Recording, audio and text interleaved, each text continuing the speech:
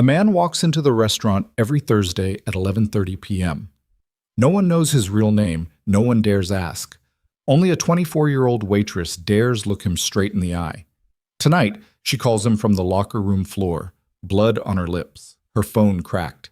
And when he hangs up, 7 black SUVs speed toward that restaurant.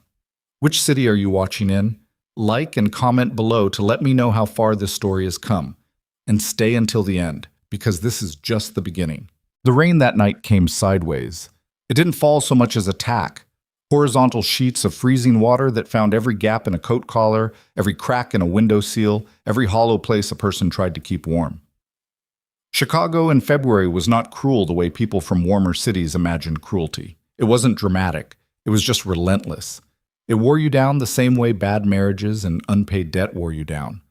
Not all at once, but in increments so small you only noticed when you were already broken. Ivy Mercer had been broken for a while now. She just hadn't stopped moving long enough to feel it. She pushed through the side door of Black Lantern Grill at 9:47 p.m., 14 minutes late for her shift, rain dripping from the brim of her hood onto the sticky rubber mat inside the employee entrance. The kitchen noise hit her immediately.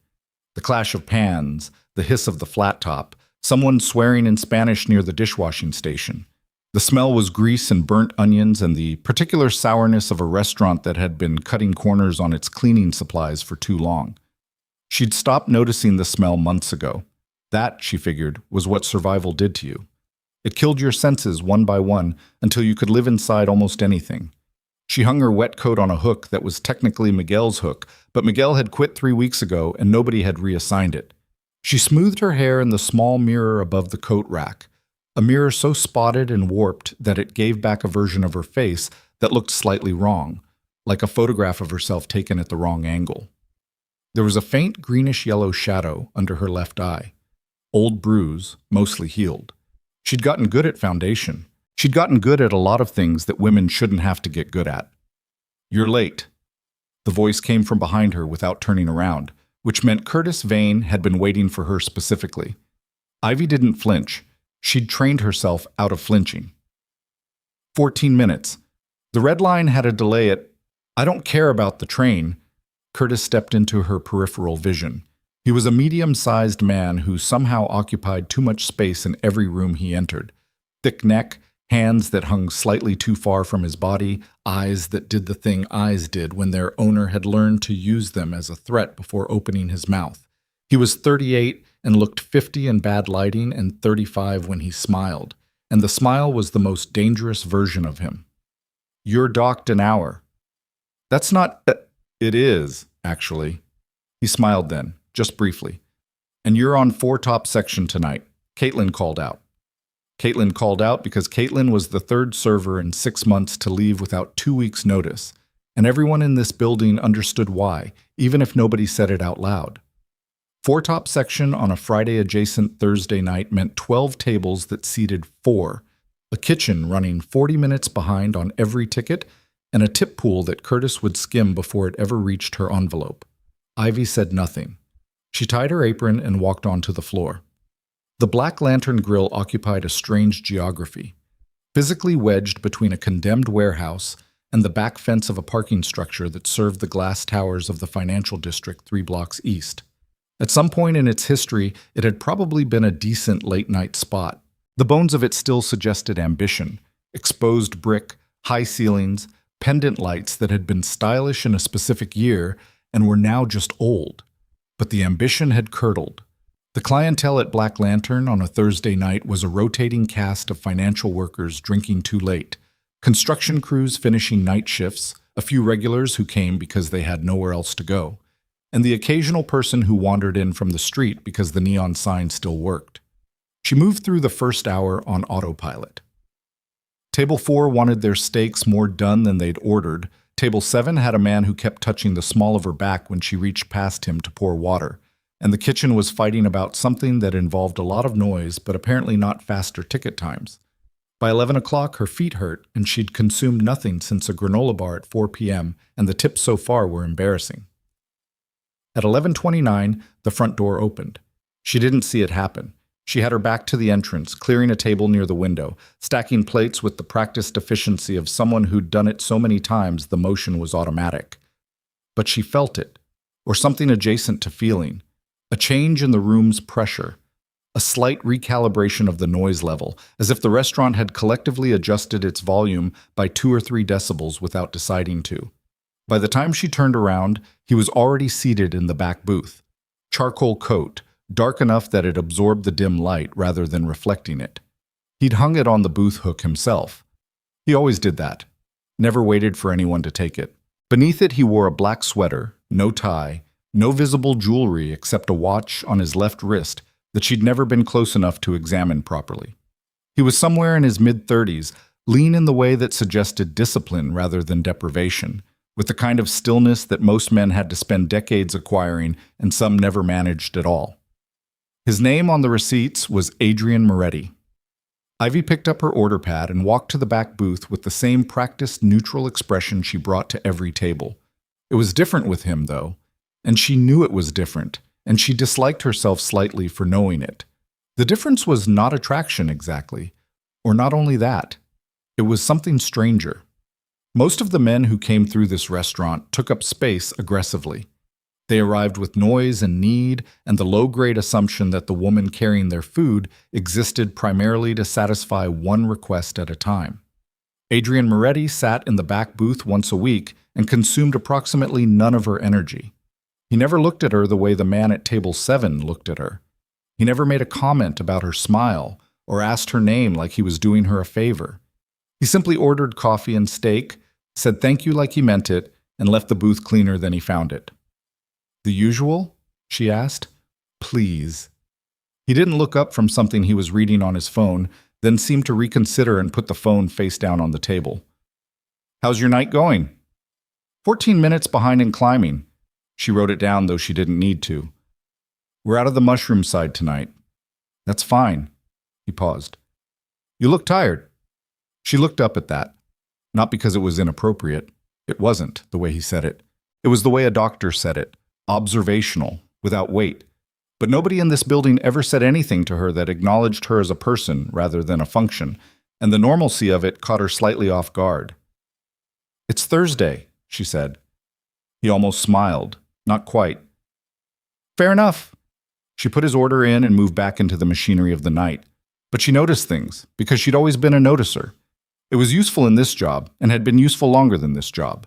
She noticed that when the kitchen manager, a heavy-set man named Darko, who owed Curtis money and was therefore permanently deferential, passed by the back section and caught a glimpse of the man in booth 14, he changed his walking trajectory by roughly 4 feet without appearing to do so consciously. She noticed that 2 men who'd been eating at the bar for the past 40 minutes and drinking very little both checked the front door the moment Adrian entered, and then returned to their food without speaking. She noticed that when she brought the coffee, there was a silence in the immediate vicinity of the booth that felt protected, like the eye of something. She'd been noticing these things for 3 months. She hadn't done anything with the information because the information didn't fit into the shape of any story she knew how to tell herself. She just filed it, the way she filed everything she didn't have room to process, in some internal drawer that was getting very full. The night worsened around 11:30. It started with a walk-in party of 8 who wanted a table immediately, which required Ivy to flip 2 four-tops and move a set of chairs that technically belonged in the storage hallway, which required her to walk past Curtis's office twice in 10 minutes, which was always a bad idea, and she knew it was a bad idea, and she did it anyway because there was no other route. The second pass, he called her name. Not loudly. That was the thing about Curtis. He rarely needed volume. He had a particular register, low and even, that functioned like a hand on the back of the neck. Ivy stopped moving. Her body did it before her mind agreed. "Come here." She had 17 things to do and a party of 8 waiting and a steak in the window that was going to be cold in 4 minutes. She walked into the office.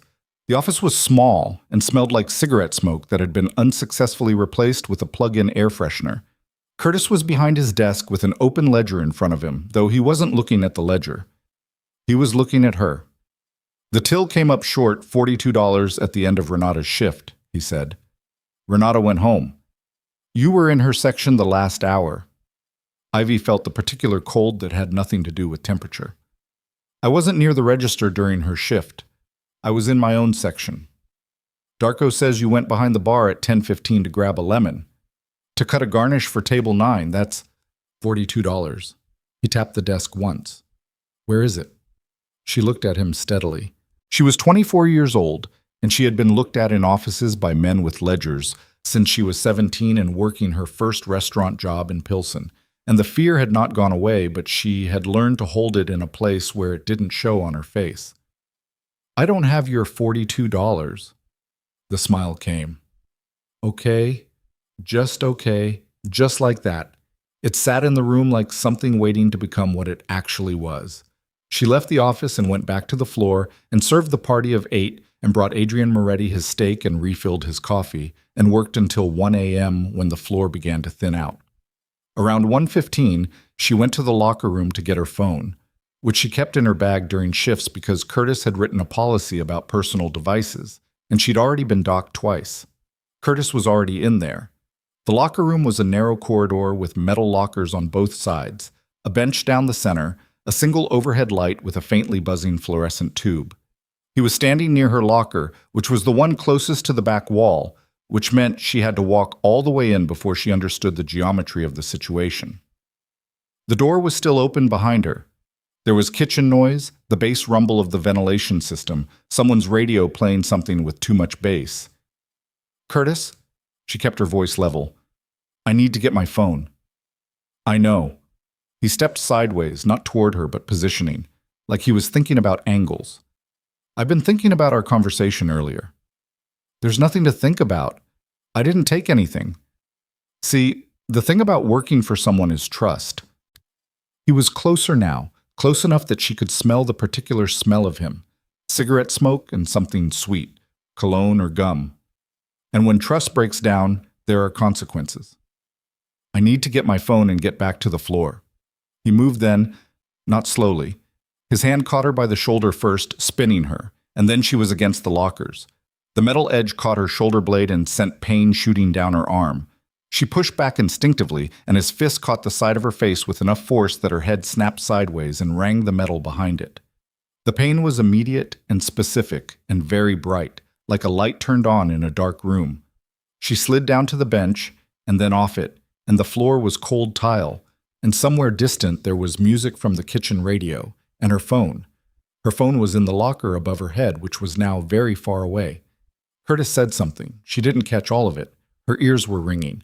The words "make up the difference" featured. The door opened and closed. Then there was just the fluorescent buzz and the cold floor and the particular silence of a room that had just had something terrible happen inside it. Ivy stayed on the floor for a moment. Just a moment. She allowed herself that, just the length of time required to assess the damage and locate herself in space. The right side of her face was pulsing. Her lip was cut, she could taste it. Her shoulder had taken the locker edge and would bruise badly by morning. She was conscious and her vision was clear and nothing felt broken, which meant this was survivable. She had survived versions of this before. Not from Curtis. Curtis had kept it to verbal and psychological for the 4 months she'd worked here, as if building towards something. But she'd grown up in a neighborhood where men who controlled things occasionally demonstrated that control physically. And she'd learned early that the most important thing was to stay functional, because functional meant you still had options. She pulled herself upright using the bench. She opened her locker. Her phone was inside. The screen cracked at one corner from where she'd dropped it a week ago, the battery at 31%. She sat on the bench and looked at it and thought about who she could call. The list was short. It had always been short. Her mother was in Rockford and didn't drive at night. Her friend Deja was 3 months into a new job with early mornings, and Ivy had already used up more favors than she could count. The police, she'd been in this city long enough to know what that call looked like at 2 a.m. for a woman in a restaurant locker room with no witnesses and a manager who would produce a ledger showing she was a theft suspect. She knew how those stories ended. She'd watched them end. She sat there for a full minute, maybe longer. The fluorescent tube buzzed. The kitchen radio continued its distant noise. Then she scrolled to a number she'd never used. She didn't know when she'd saved it. He must have left it on a receipt once, or maybe she'd copied it from the restaurant's customer contact system one night without deciding to, without admitting to herself why. The contact name in her phone said only AM, which was as much as she'd allowed herself. She called it before she could think about it any further. It rang twice. Yes. His voice was different on the phone than in person, more stripped down, if that was possible. Less ambient sound, more just the voice itself. It's Ivy. Her own voice came out steadier than she expected, and she hated the small flicker of pride she felt at that, because this was not a moment to feel anything except what was necessary. From the restaurant. A pause. I know who you are. Her throat tightened. She stopped, started again. I'm in the locker room. Something happened. I don't have anyone to call. Silence on the line. Not the silence of someone who hadn't heard her. A different kind. Focused. Can you come get me? She finally said.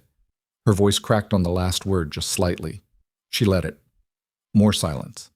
Then something in his voice changed, and it was the change that she remembered for a very long time afterward.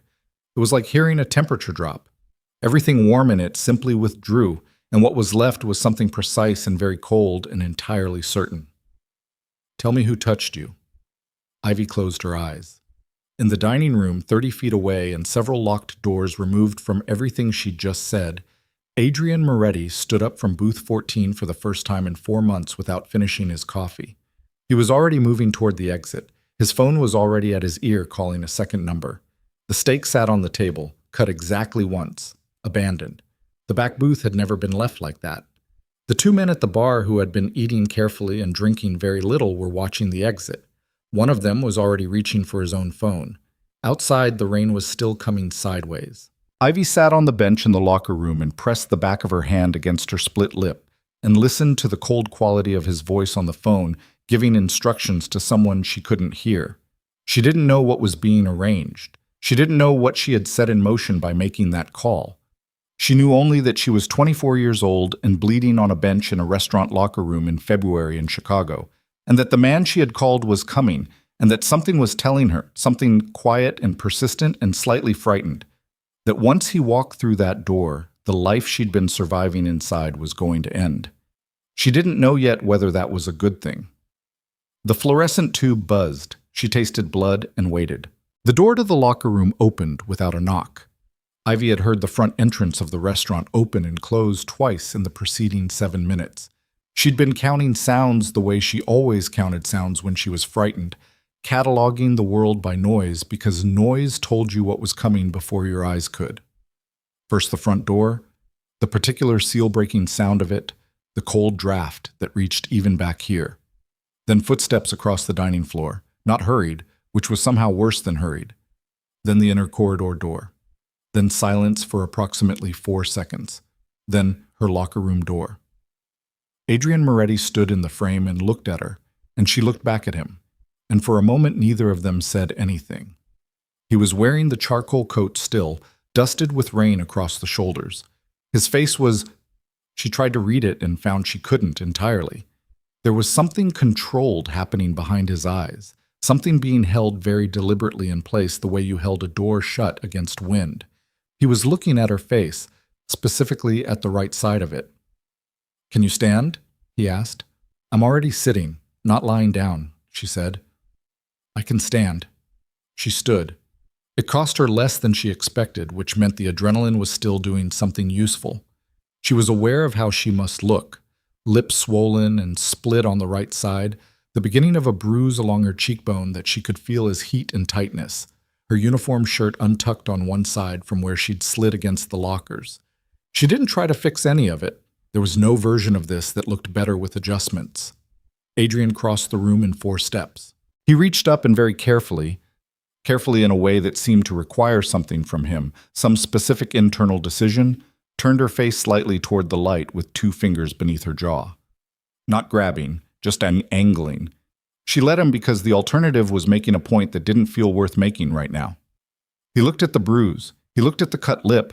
He looked at the redness around her throat, where Curtis's hand had been, which she hadn't mentioned on the phone because she hadn't thought to mention it because she was still cataloging damage in priority order and her throat hadn't cracked the top 3.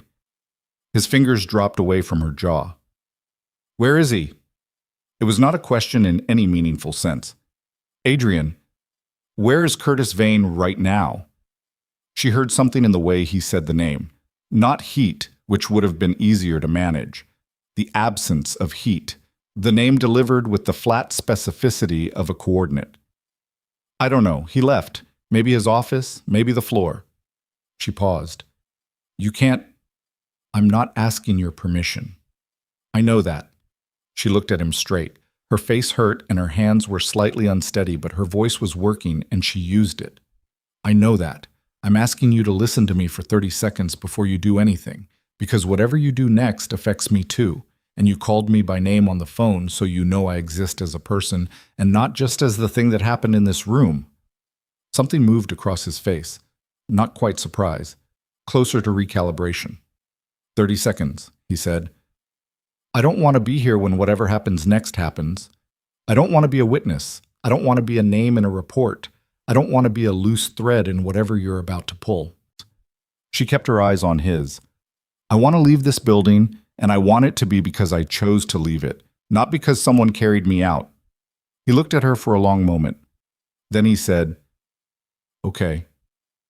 "Okay, meaning you walk out the front. My car is outside. You get in it. You don't look back." He paused. "That's what you want?" It wasn't exactly what she wanted. What she wanted was for this night not to have happened, for her face not to be throbbing, for her list of people to call in emergencies to be longer than one entry. But she was a practical woman, and she took what was available. "Yes." "Then go." She went. The dining floor was wrong the moment she stepped onto it. She felt it before she processed it, the quality of stillness in a space that should have had ambient noise. She kept her head down and moved toward the front, and it was only in her peripheral vision that she registered.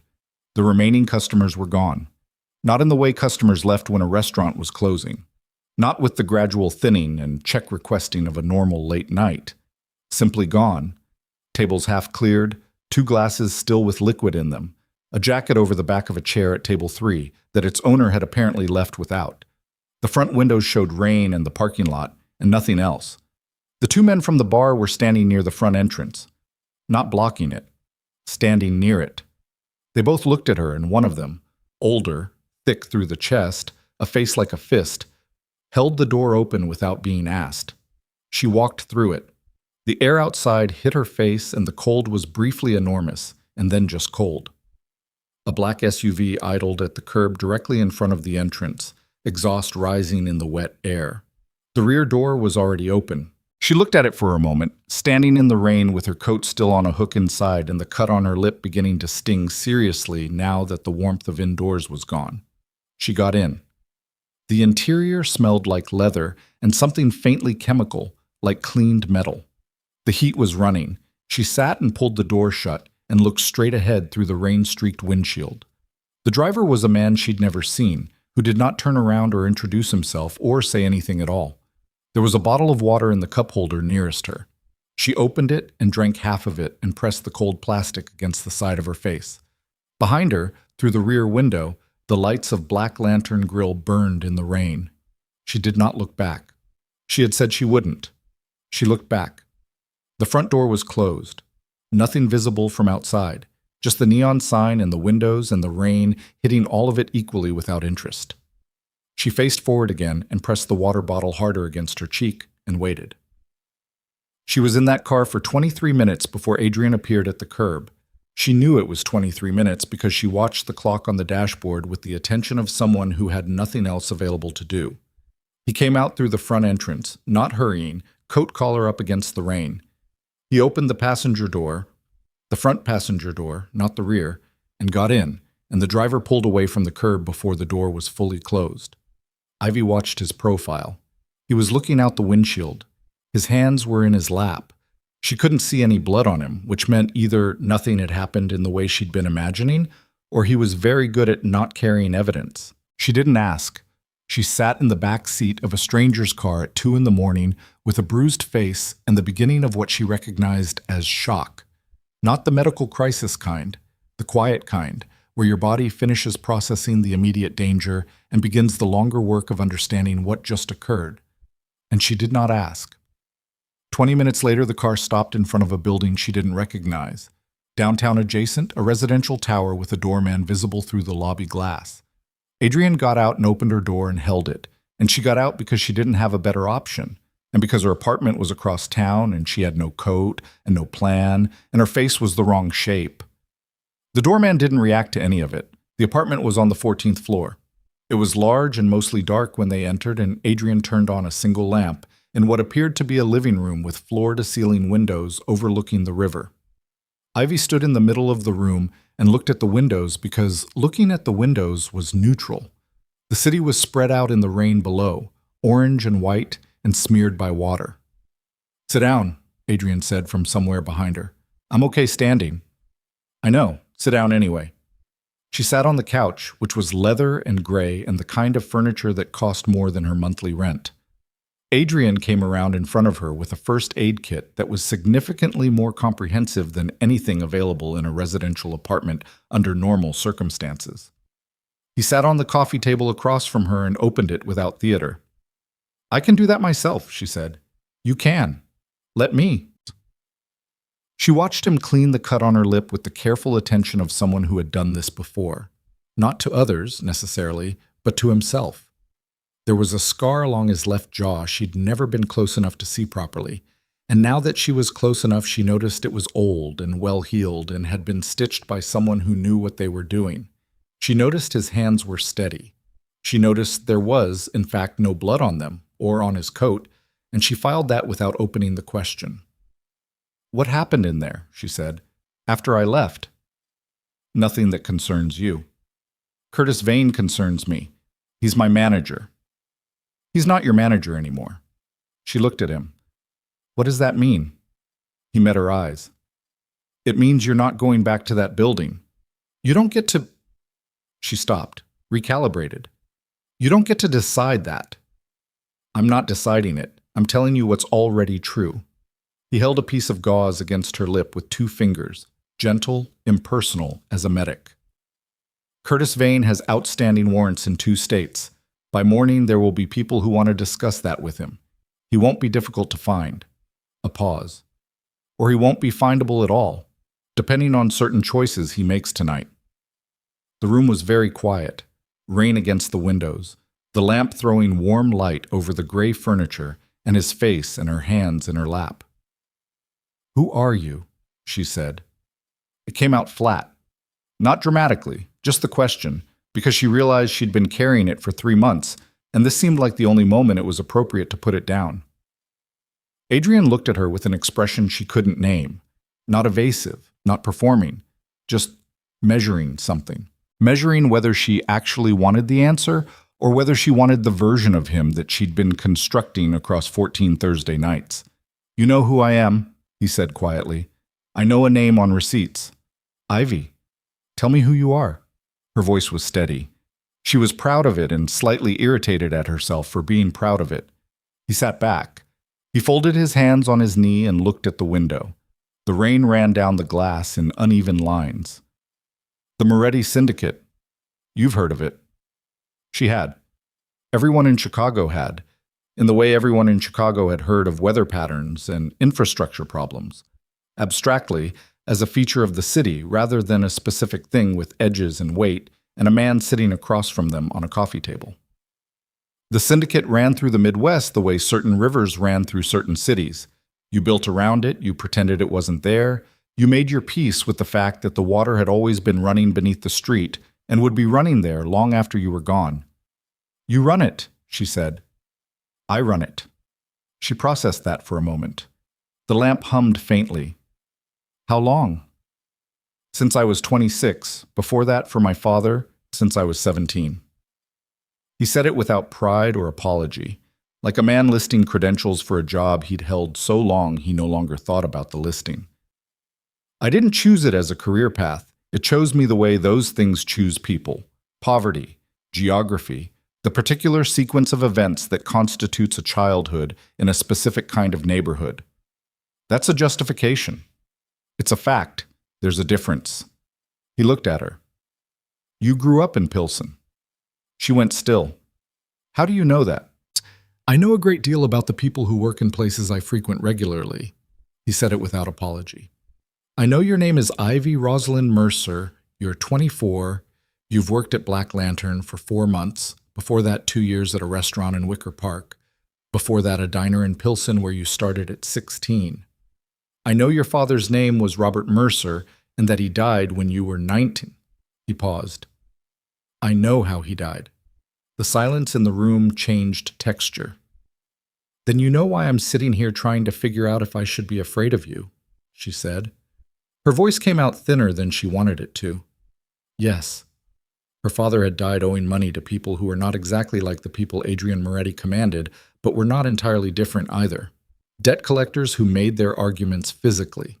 She had been 19 years old, and she had identified her father at a county facility, and then she had gone home and stood in the kitchen of their apartment in Pilsen for a long time without turning the lights on. And then she had decided, with the hard, practical clarity that grief sometimes produced in certain people, that she would never be in debt to anyone.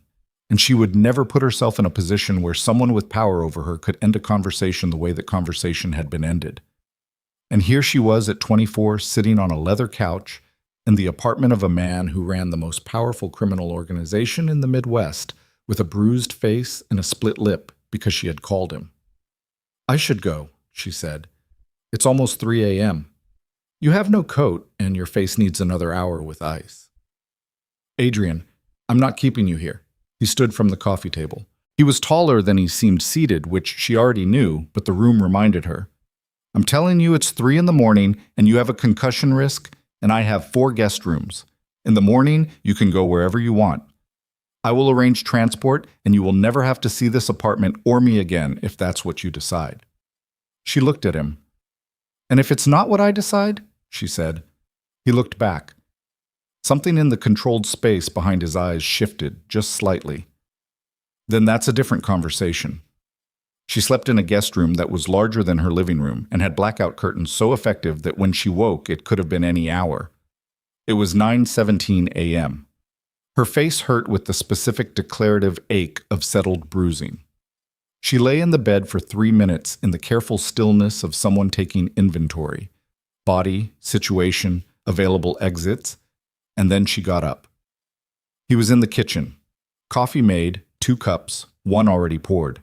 He was standing at the kitchen window with his own cup looking out at the gray morning river with the aspect of a man who had not slept or had slept very briefly and was now simply occupying the morning because it was there and required occupying.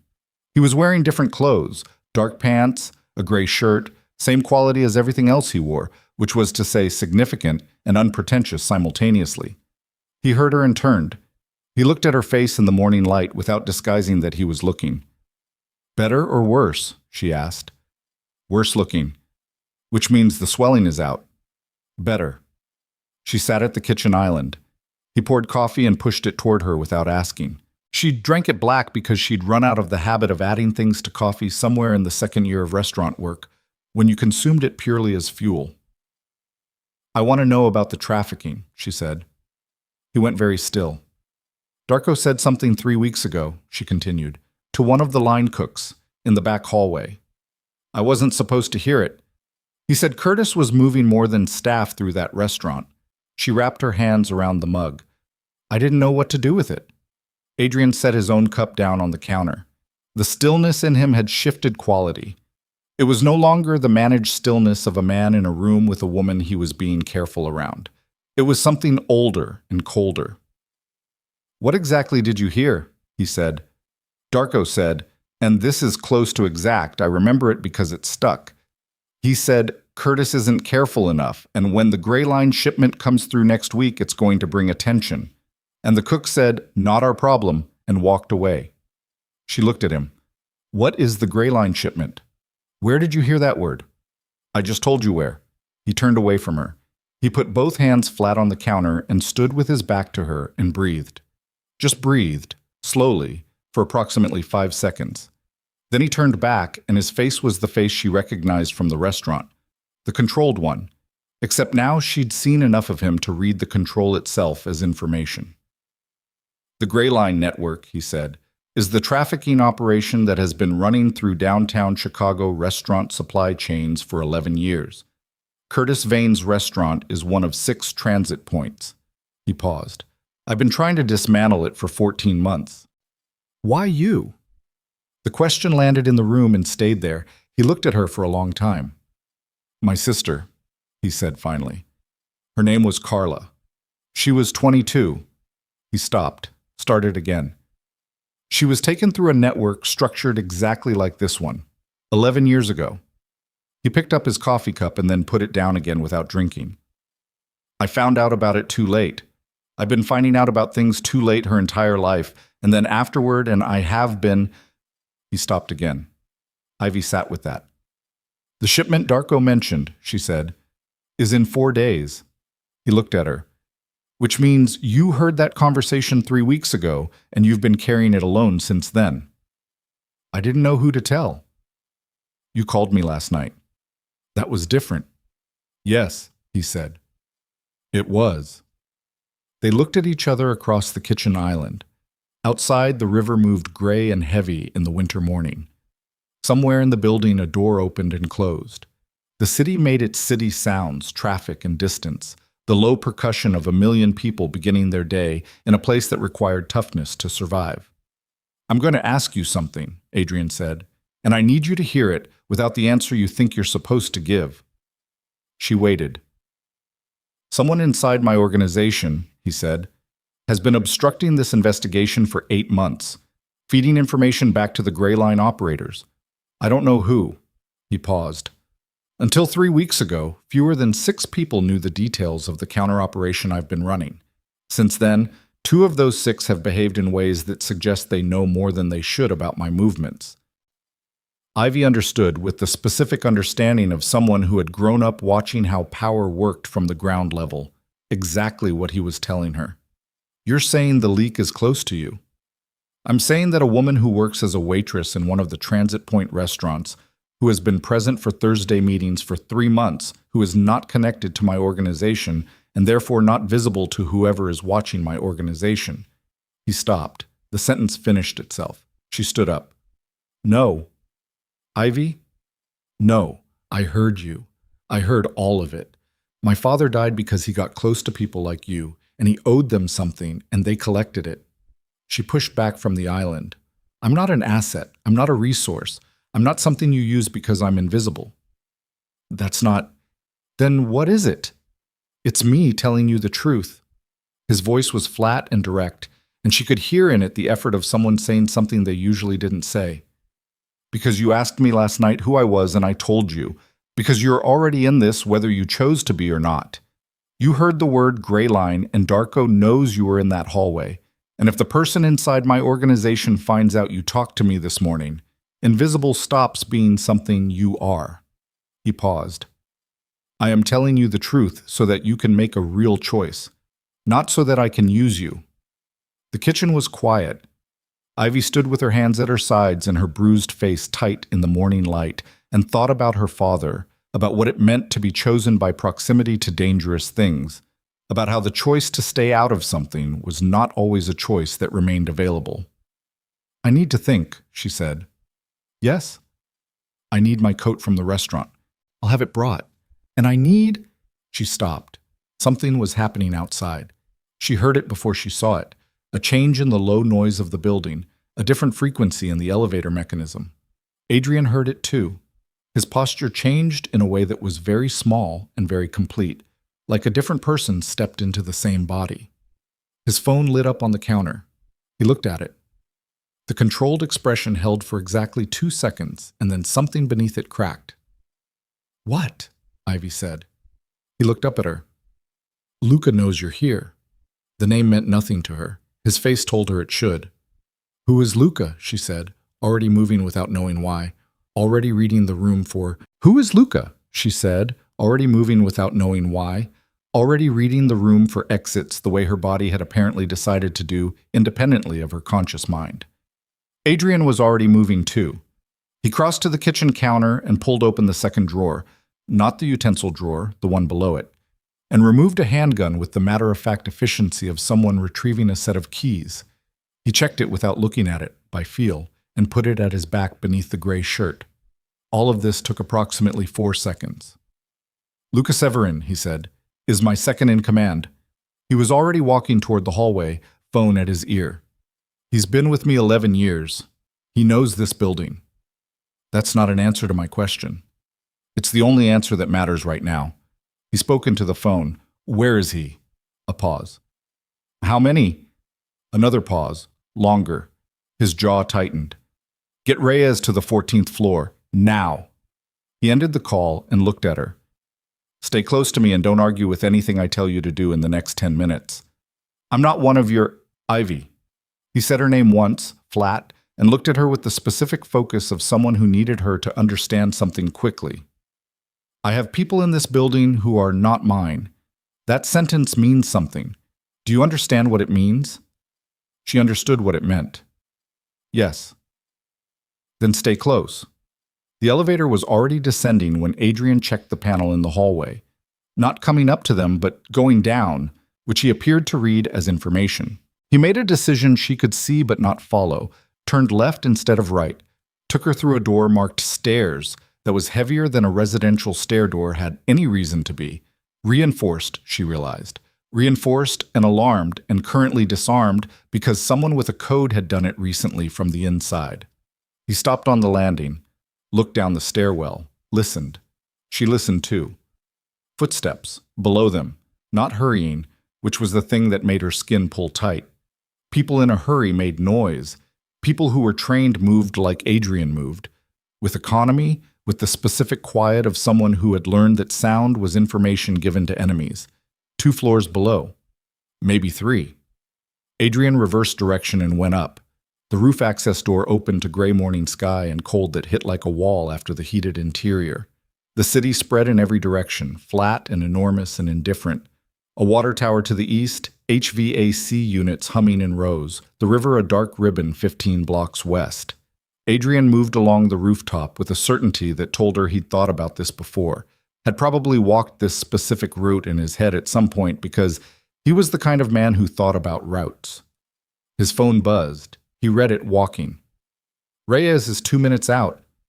"Who is Reyes?" "Someone I trust." "Like you trusted Luca?" He stopped walking. Just briefly, 1 stride's worth. Then continued. "That's fair," he said. "Keep moving." The adjacent building's rooftop was 4 feet lower and separated by a gap of perhaps 5 feet. A gap that existed as a legal boundary between properties and a practical problem for anyone who wasn't committed. Adrian went over it without hesitating, dropped cleanly to the lower roof, turned, and looked at her. Ivy looked at the gap. 4 feet of air above a 14-story drop to an alley. She had grown up in Pilsen, and she had done stupid things as a teenager because her neighborhood required a certain relationship with calculated risk, but she was 24 years old and her face hurt.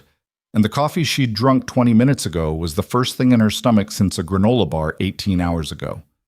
She jumped. He caught her arm on the landing, steadied her, let go. "Other side," he said. "Door on the left." "You've done this before." "Made this specific crossing? No." A pause that might have contained something like dark amusement. "Broadly speaking, yes." The door on the left took them into a different building entirely. Older, residential, the hallway smelling of cooking and carpet cleaner, someone's television audible behind a door on the 2nd floor. They went down 3 flights and out through a side exit that deposited them on a street Ivy didn't immediately recognize, narrow, parallel to the main avenue. A black car, different from last night's, smaller, was idling at the end of the block. The driver was a woman, late 30s, dark hair pulled back, who looked at Adrian when he got in the passenger seat with an expression that communicated significant information in a very short time. "Talk," Adrian said. Reyes pulled into traffic before she spoke. "Luca called a meeting at Crane Street at 6 this morning. Your inner 6. Except you, and except me, because nobody called me, which means I wasn't supposed to know about it." She glanced in the rearview mirror at Ivy with an expression that was not hostile, but was conducting an assessment. "The meeting ran 40 minutes. Afterward, Tomas..." She stopped. "Tomas called me. He didn't say what was discussed, but he said, I should know you had a guest at the Riverside unit and that the guest was a complication. The car was quiet except for the sound of the city outside. Ivy watched Adrian's profile. He was looking through the windshield.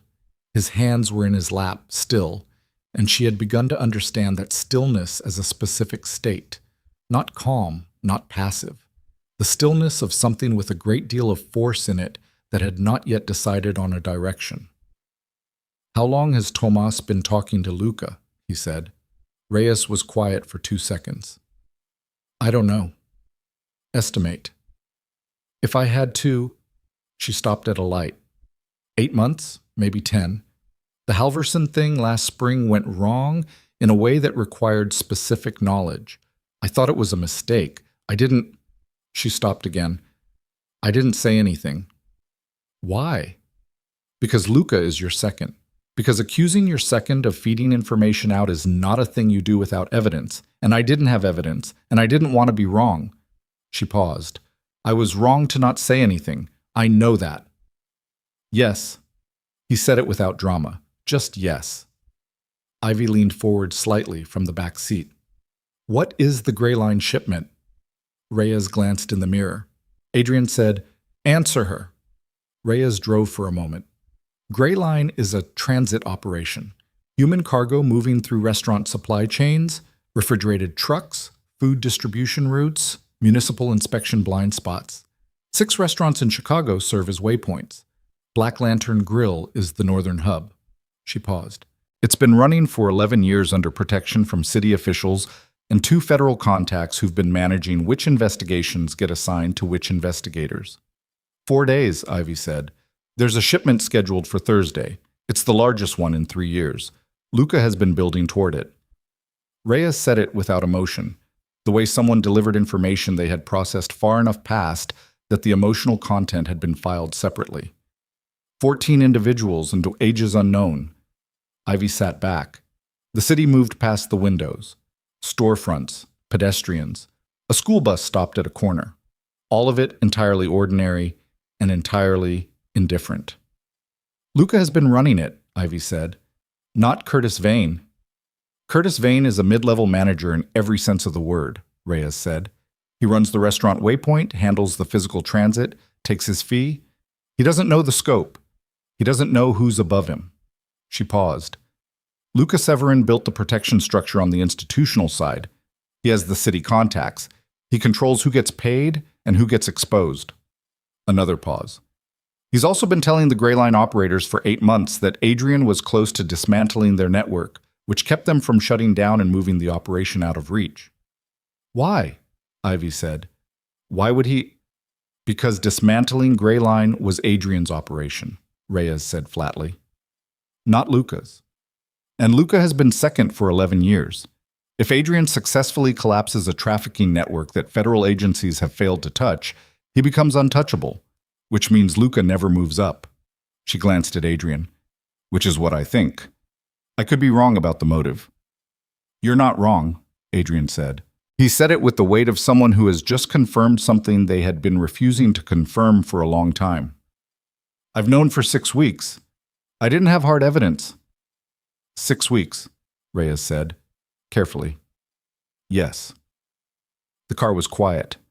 Ivy thought about the shape of what she was hearing. A man who had been building something to honor his dead sister, a second-in-command who had been selling that effort back to the people it was meant to destroy. 8 months of obstruction that had kept 14 people in a pipeline that ended somewhere Ivy did not let herself imagine fully. 6 weeks of Adrian knowing and saying nothing. She thought about what it cost a person to know something that large and carry it alone. She thought about her father, about the particular way that proximity to powerful men's business arrangements destroyed ordinary people who never made the choice to be proximate in the first place. Where are we going? She said. Safe house, Reyes said. Lakeview. I need to make a stop first, Adrian said. Reyes looked at him. Adrian, Crane Street. I need to see it myself. That is I know what it is. His voice did not rise. It didn't need to. Crane Street. 10 minutes. Reyes drove to Crane Street. The Crane Street facility was a converted warehouse in the near west side that functioned as far as the city was concerned, a catering supply company. Large refrigerated loading dock, fleet of white vans, all the right permits. Ivy had passed facilities like it 100 times in her life and seen them as background infrastructure, the ordinary industrial texture of a city. She looked at it differently now. The loading dock was active even at this hour. A van was backed up to the dock door, two men moving crates. Ordinary in every visible detail. Adrian looked at it from the car for approximately 30 seconds. His face was doing the controlled thing, but his jaw was very tight, and there was something in his eyes that she recognized as grief wearing the clothing of rage, because rage was more functional. "I built this network to find it," he said, mostly to himself.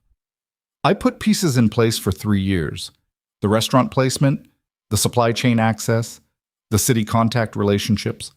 I built it to find this and pull it apart from the inside." Check. He paused. "And Luca used the same architecture I built for that purpose to run it instead." Ivy said nothing for a moment. Then, "What does he want now, Luca? What does he want from this morning?" Adrian looked at her. "He wants me to know he's in control of the situation. The meeting, having Tomas call Reyes, knowing where you were." He paused. "It's a message. He's telling me he has the structure and I'm exposed. He's giving me a choice." "What choice?" "Step back. Let Thursday happen. Keep a percentage of an operation I spent 3 years trying to destroy." His voice was flat and specific. "Or don't, and find out how exposed I actually am." "He's not going to let Thursday just happen," Reyes said from the front. 14 individuals means maximum attention if it goes wrong. He needs you either cooperative or gone before Thursday." "I know," Adrian said. "So the window is 4 days." 3, realistically. Ivy looked at the loading dock. The two men with the crates had finished. The van door closed. Ordinary, ordinary, ordinary. "What happens to the people on Thursday if you don't stop the shipment?" Nobody answered. Nobody needed to.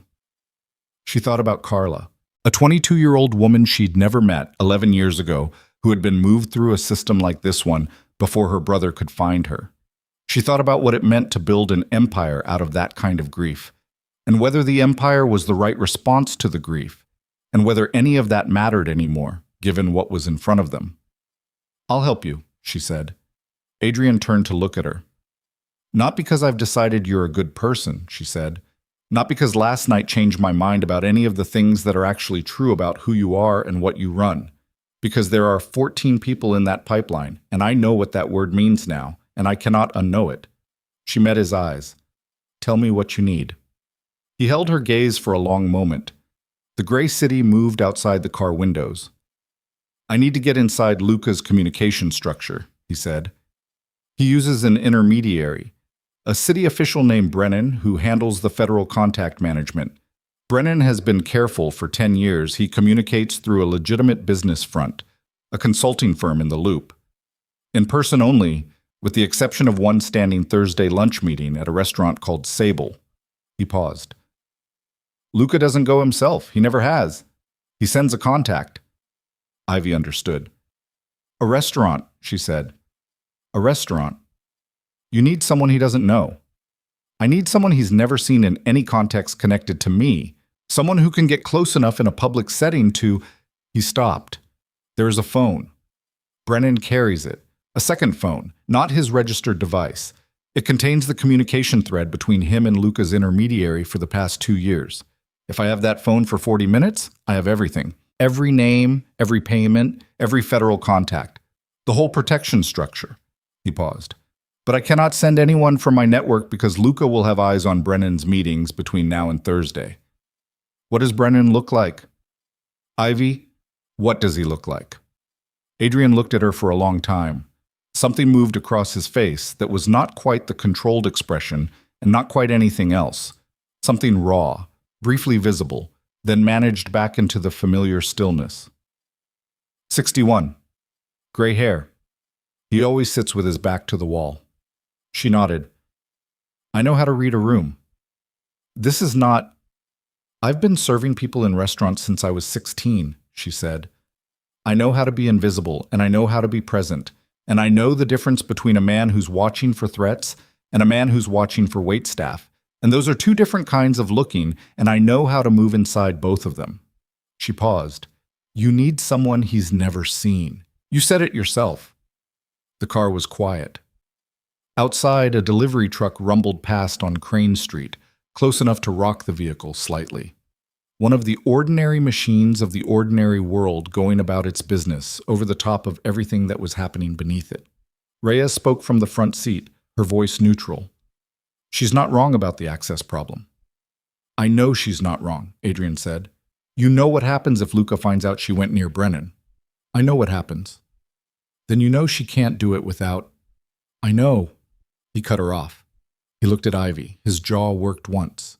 If Luca finds out you're involved in this, he will use you, specifically, deliberately, as a pressure point. He already knows you exist and that you matter to me. He said that last part without any particular inflection, but it landed in the car with weight. That is a level of danger that I am not... He stopped. That I am asking you to fully understand before you agree to anything. Ivy thought about her father again. About being 24 years old and already knowing that the exits from certain situations closed faster than you expected. About the fact that she had called this man from a locker room floor, not because she had a plan, but because she had run out of other options, and that the situation had not actually changed structurally since then. I understand, she said. Ivy, Adrian. She said his name the way he'd said hers earlier. Flat, direct, meaning stop talking and listen. I understand. I'm still saying yes. He held her gaze. Then he looked away, out the window, at the loading dock where nothing was moving anymore. His hands in his lap were still. Thursday lunch, he said. Sable Restaurant, 12:30. I'll need to know everything about Brennan, what he eats, how he sits, where the phone is, how long I have. Reyes will brief you. Reyes glanced back in the mirror. Her expression was not warm, but it was something adjacent to respect. I'll need the morning. You have it, Ivy said. The car pulled away from Crane Street. The catering warehouse shrank in the rear window, white and ordinary and enormous in its ordinariness. And Ivy watched it until it was gone and then faced forward and kept her hand steady in her lap through an act of will she was not sure she had enough of and went ahead and used it anyway. They reached the Lakeview safe house at 9:50 a.m. It was a narrow 3-flat on a residential street, brown brick, nothing to distinguish it from 8,000 other buildings in this city. Reyes parked and they went in through the back, through a kitchen that smelled like old coffee and was clean in the specific way of a space used functionally rather than lived in. The briefing took 4 hours. By 2 in the afternoon, Ivy knew Brennan's full name was Gerald Brennan, Deputy Director of a municipal oversight department that existed partly to obscure its own function. He had been taking Luca's payments through a legal consulting arrangement for 9 years. He lunched at Sable every Thursday between 12:30 and 2, the same table, back left corner, water with lemon. He always ordered the same thing, and had for a decade. He was a creature of rigid habit, which was why he'd survived this long, because rigid habit created predictability, which created the illusion of control. The secondary phone was kept in the inside breast pocket of his jacket, left side. He removed it during lunch only once, usually around the 1-hour mark, to check messages. She would need to be within arm's reach at the 1-hour mark. She would need a reason to be within arm's reach that looked like nothing. Reyes walked her through it 3 times. Adrian sat across the table for the first 2 and then stood and moved to the window and stood there looking out for the third. And Ivy noticed that when she got a detail right, Reyes nodded once, and when she got a detail wrong, Reyes said so without softening it, and she filed the corrections and got them right the next time. By the time the briefing ended, the afternoon light was going gray through the kitchen window, and Ivy's head hurt with the specific ache of concentrated information intake on top of a night with 3 hours of sleep and a bruised face. Adrian brought her water and sat across from her. Reyes had stepped into another room. You don't have to do this tomorrow, he said. Thursday is tomorrow, she said. If not tomorrow, when? I can find another way. Can you? He didn't answer. I grew up watching powerful men make decisions that affected everyone around them and consulting no one, she said. I'm not interested in being something that happens to me. I'd rather make a choice that I can at least say I made. She drank the water. Even if it goes wrong. If it goes wrong. I know what happens if it goes wrong. She set the glass down. You told me. He looked at her.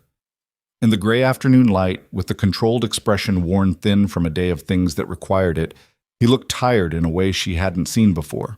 Not the tiredness of a sleepless night, but of something longer, something structural. I've been doing this for 18 years, he said. I am not a person you should emulate or admire or consider an example of anything good. I know. I have hurt a lot of people. I know that too. Then, Adrian, she said it quietly. I know all of that. I'm not asking you to be something you're not. I'm not. She stopped, chose words carefully. I'm not confusing what you are with how you've treated me. Those are two different things, and I can hold both of them. She paused. I'm just asking you to let me make this choice without you talking me out of it. He was quiet for a long time. Okay, he said. Okay. Outside, the afternoon was going dark the way Chicago afternoons went dark in February. Not gradually, but decisively, like a decision made and executed quickly. The streetlights were coming on. The ordinary world was running its ordinary evening. Ivy sat in a safe house kitchen in Lakeview and thought about what she had agreed to and felt, beneath the fear, something that surprised her. Not confidence, not certainty. Something smaller and more honest than either of those. Something that felt like finally being in motion. Her phone, cracked screen, 30% battery, buzzed on the table. Unknown number. She looked at it. She looked at Adrian. He was already looking at the phone. She answered it. The voice on the other end was measured and pleasant, the voice of a man who had learned to make pleasantness function as a weapon. Ivy Mercer, it said. My name is Luca Severin. I think it's past time we had a conversation. Don't you? The kitchen went very still. Ivy held the phone against her ear and did not move and did not look at Adrian and focused entirely on the voice, because the voice was information, and information was the only thing she had right now that constituted an advantage. I'm listening, she said. Good. Luca Severin had the voice of a man who managed restaurants or ran nonprofit boards, cultured, at ease, carrying the specific warmth of someone who had spent years learning to make people feel included in something before he used them. I want you to understand that I have no interest in harming you. That's not a threat in reverse. It's a statement of genuine preference. You're a waitress from Pilsen who got caught in the geography of someone else's war. That's not your fault. Okay, Ivy said. I also want you to understand that the man sitting near you right now, and he is near you, I know he is, has made choices in the last 18 hours that have significantly narrowed his options. Not yours, his. A pause. The particular pause of someone allowing information to settle. You still have options, Ivy. That's the point of this call. Adrian was watching her face. He was reading the conversation from her expressions. She could see him doing it, and she kept her face as neutral as she could manage, which was not entirely neutral because her heart was doing something loud and insistent behind her sternum that she was working to keep out of her breathing.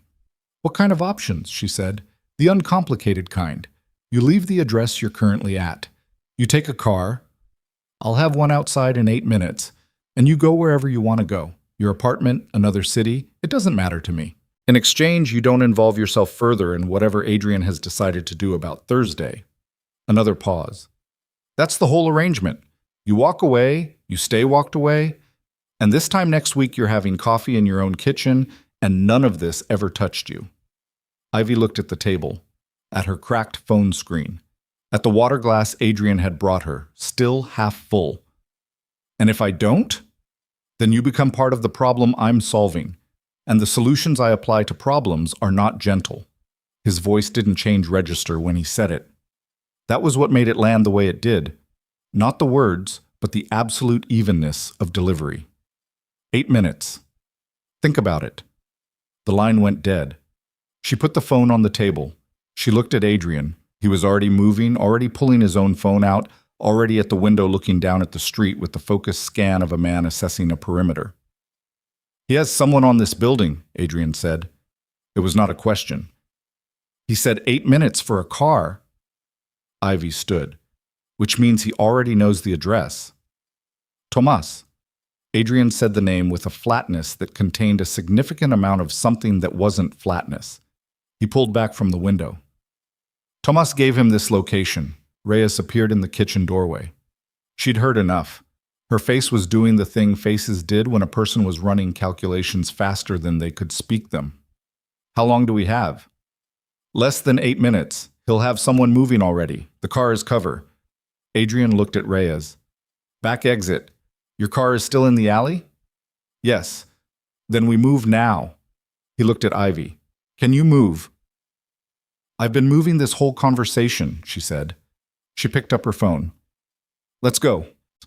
They went out through the back the same way they'd come in, through the kitchen and down the rear stairwell, and Ivy counted the flights because counting things was the mechanism she used to keep her brain organized when her body was doing frightening things. 3 flights. Door to the alley. Cold air, garbage smell, the narrow concrete corridor between the building and the back fence. Reyes's car where she'd left it, undisturbed.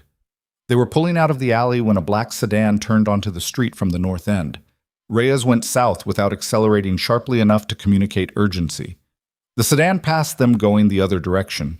Through the window, in the gray afternoon light, Ivy caught a glimpse of the passenger. Young, watchful, the specific quality of stillness she recognized now. That's one, Reyes said. There'll be another at the south end, Adrian said. Turn east. Reyes turned east. Where are we going? Ivy said. I'm working on that, Adrian said, which was not an answer, but was at least honest. They drove in silence for 6 blocks while Adrian made 2 phone calls in rapid succession, both brief, both in a register too low for her to catch from the back seat. After the second call, he put the phone down and sat for a moment with his hands on his knees, and Ivy watched his profile in the passing streetlight and saw him making a decision. She could actually see it. The specific stillness that preceded resolution, the way his jaw set, the single slow exhale. Sable, he said. Reyes looked at him. That's tomorrow. It was tomorrow. He looked at her. Brennan is at Sable every Thursday. He's there now. It's 12 minutes away. Adrian, she hasn't had the full... I know. He turned to look at Ivy in the back seat. Brennan has the Thursday lunch every week, not just the standing meeting with Luca's contact. He arrives at 12:30, he stays 2 hours. He's been there since 12:30, which means he's 40 minutes into lunch right now. He paused. Luca just called you, which means Luca is managing 2 things simultaneously, containing you and managing Thursday. He's distracted in a way he won't be again. Ivy processed this. You want to move now. Luca expects you to run or capitulate. He doesn't expect you to walk into a restaurant and sit down next to his city contact in the next 20 minutes. He held her gaze. But I need you to understand, this is not the planned approach. Reyes hasn't finished the briefing. You'll be going in with 40% of the information you were supposed to have. What's the 60% I'm missing? Brennan has a personal security detail. 1 man, plain clothes, always sits 2 tables away. Reyes was going to show you photographs this evening. Description. Reyes spoke from the front without hesitating. 50-something, heavy set. He always orders soup. Gray jacket today, I'd estimate. He rotates 3 coats, it's Thursday. Gray jacket. Table placement. Brennan back left corner. Security 2 tables northeast, direct sight line. The phone. Inside breast pocket, left side. He checks it around the 1-hour mark. You need to be at his table or passing it at the 60-minute mark, which is, Reyes checked the clock on the dash. 1:29. We have 14 minutes. Ivy looked at her own reflection in the dark window. Bruised face, no coat, the same clothes she'd been in since last night's shift. She looked like what she was, a woman who'd been through something. She filed that. It was either a liability or it wasn't, and she would find out which. I need a coat, she said, and something to carry, a bag, a notebook, anything that gives me a reason to dig through it while I'm standing near someone. Reyes reached behind the passenger seat without looking and produced a dark wool coat that was her size within one size and a leather notebook that had seen significant use. "I keep a go bag in the car," she said, without elaborating on why. Ivy put the coat on. The bruise on her face was not concealable without foundation she didn't have, but she thought about it and decided it was actually useful. A woman with a bruised face in a nice restaurant was invisible in a specific way, the way anything uncomfortable was invisible to people who preferred not to see it. "What's my cover?" she said. "You're meeting someone who canceled," Reyes said. "You get the table anyway. You're waiting to see if they show. You've been crying. The face explains the face. You order wine you don't drink. You're the kind of woman in the middle of something personal who is very visibly not looking at anyone else in the room, which means everyone feels comfortable not looking at you." Ivy thought about it. It was good. "The phone," she said. "Once I have it, where do I take it?" "You don't take it," Adrian said. "You can't walk out with it. If it goes missing, Brennan notices before we can use it. There's a device." He reached into his coat and produced something small, a flat, rectangular piece of hardware roughly the size and thickness of a credit card. You get close enough, you hold this against his jacket near the pocket, you press the single button on the left edge. It copies everything on the phone wirelessly in under 60 seconds. He doesn't need to take it out. You don't need to touch the phone. He paused. 60 seconds. While I'm standing next to him. While you're standing next to him. She took the device. It was lighter than she expected. She put it in the coat's inner pocket, left side, mirroring where Brennan kept his. 60 seconds is a long time to have a reason to stand next to a stranger. "Drop your notebook when you pass his table," Reyes said. "Pages spread. It gives you the crouch, the gather, the excuse to be low and slow at his level for the duration." Ivy looked at the notebook. She looked at the device in her pocket. She thought about every restaurant she'd ever worked in, every room she'd ever learned to read by necessity, every man who'd ever looked through her because she was carrying something or wearing an apron. She thought about being invisible as a skill rather than a wound. "Okay," she said. Sable was a lunch restaurant that understood itself, though. Dark wood, white tablecloths, the kind of quiet that cost money to maintain in a city that was fundamentally loud. The host stand was just inside the entrance, a young woman with the professional warmth of someone well-trained. Ivy walked in alone, Reyes and Adrian having dropped her at the corner with the understanding that two additional people entering the same restaurant within minutes of each other created pattern. "I had a reservation," Ivy said at the host stand. "Mercer, 1:15. My guest canceled." She let her voice carry just enough strain to explain the face, the slightly disarranged affect of a woman managing something personal in public. "I'd still like to sit if that's all right." The host looked at her with the professional compassion of someone whose job included managing people in the middle of difficult lunches. "Of course. Follow me." The table she was given was not ideal. Center section. Too much visibility. She looked at the floor plan with the practiced eye of someone who had spent 8 years understanding restaurant geometry. "I'm sorry. Would it be possible to sit somewhere a bit more?" She gestured vaguely. "I just need to not be in the middle of things today." She was moved to a table near the back left section. 2 tables from Brennan. She sat with her back 3/4 to him and ordered a glass of white wine. She sat on the table and did not touch, and opened the notebook and stared at it with the expression of someone composing a difficult message to someone who had caused them significant pain. She wrote nothing. The expression did all the work. She did not look at Brennan. She was aware of him in the peripheral way she was aware of every table in any room she worked. Not observation, absorption, the ambient accumulation of information through the pores rather than the eyes. 61, gray hair, sitting precisely as Reyes had described. Straight-backed.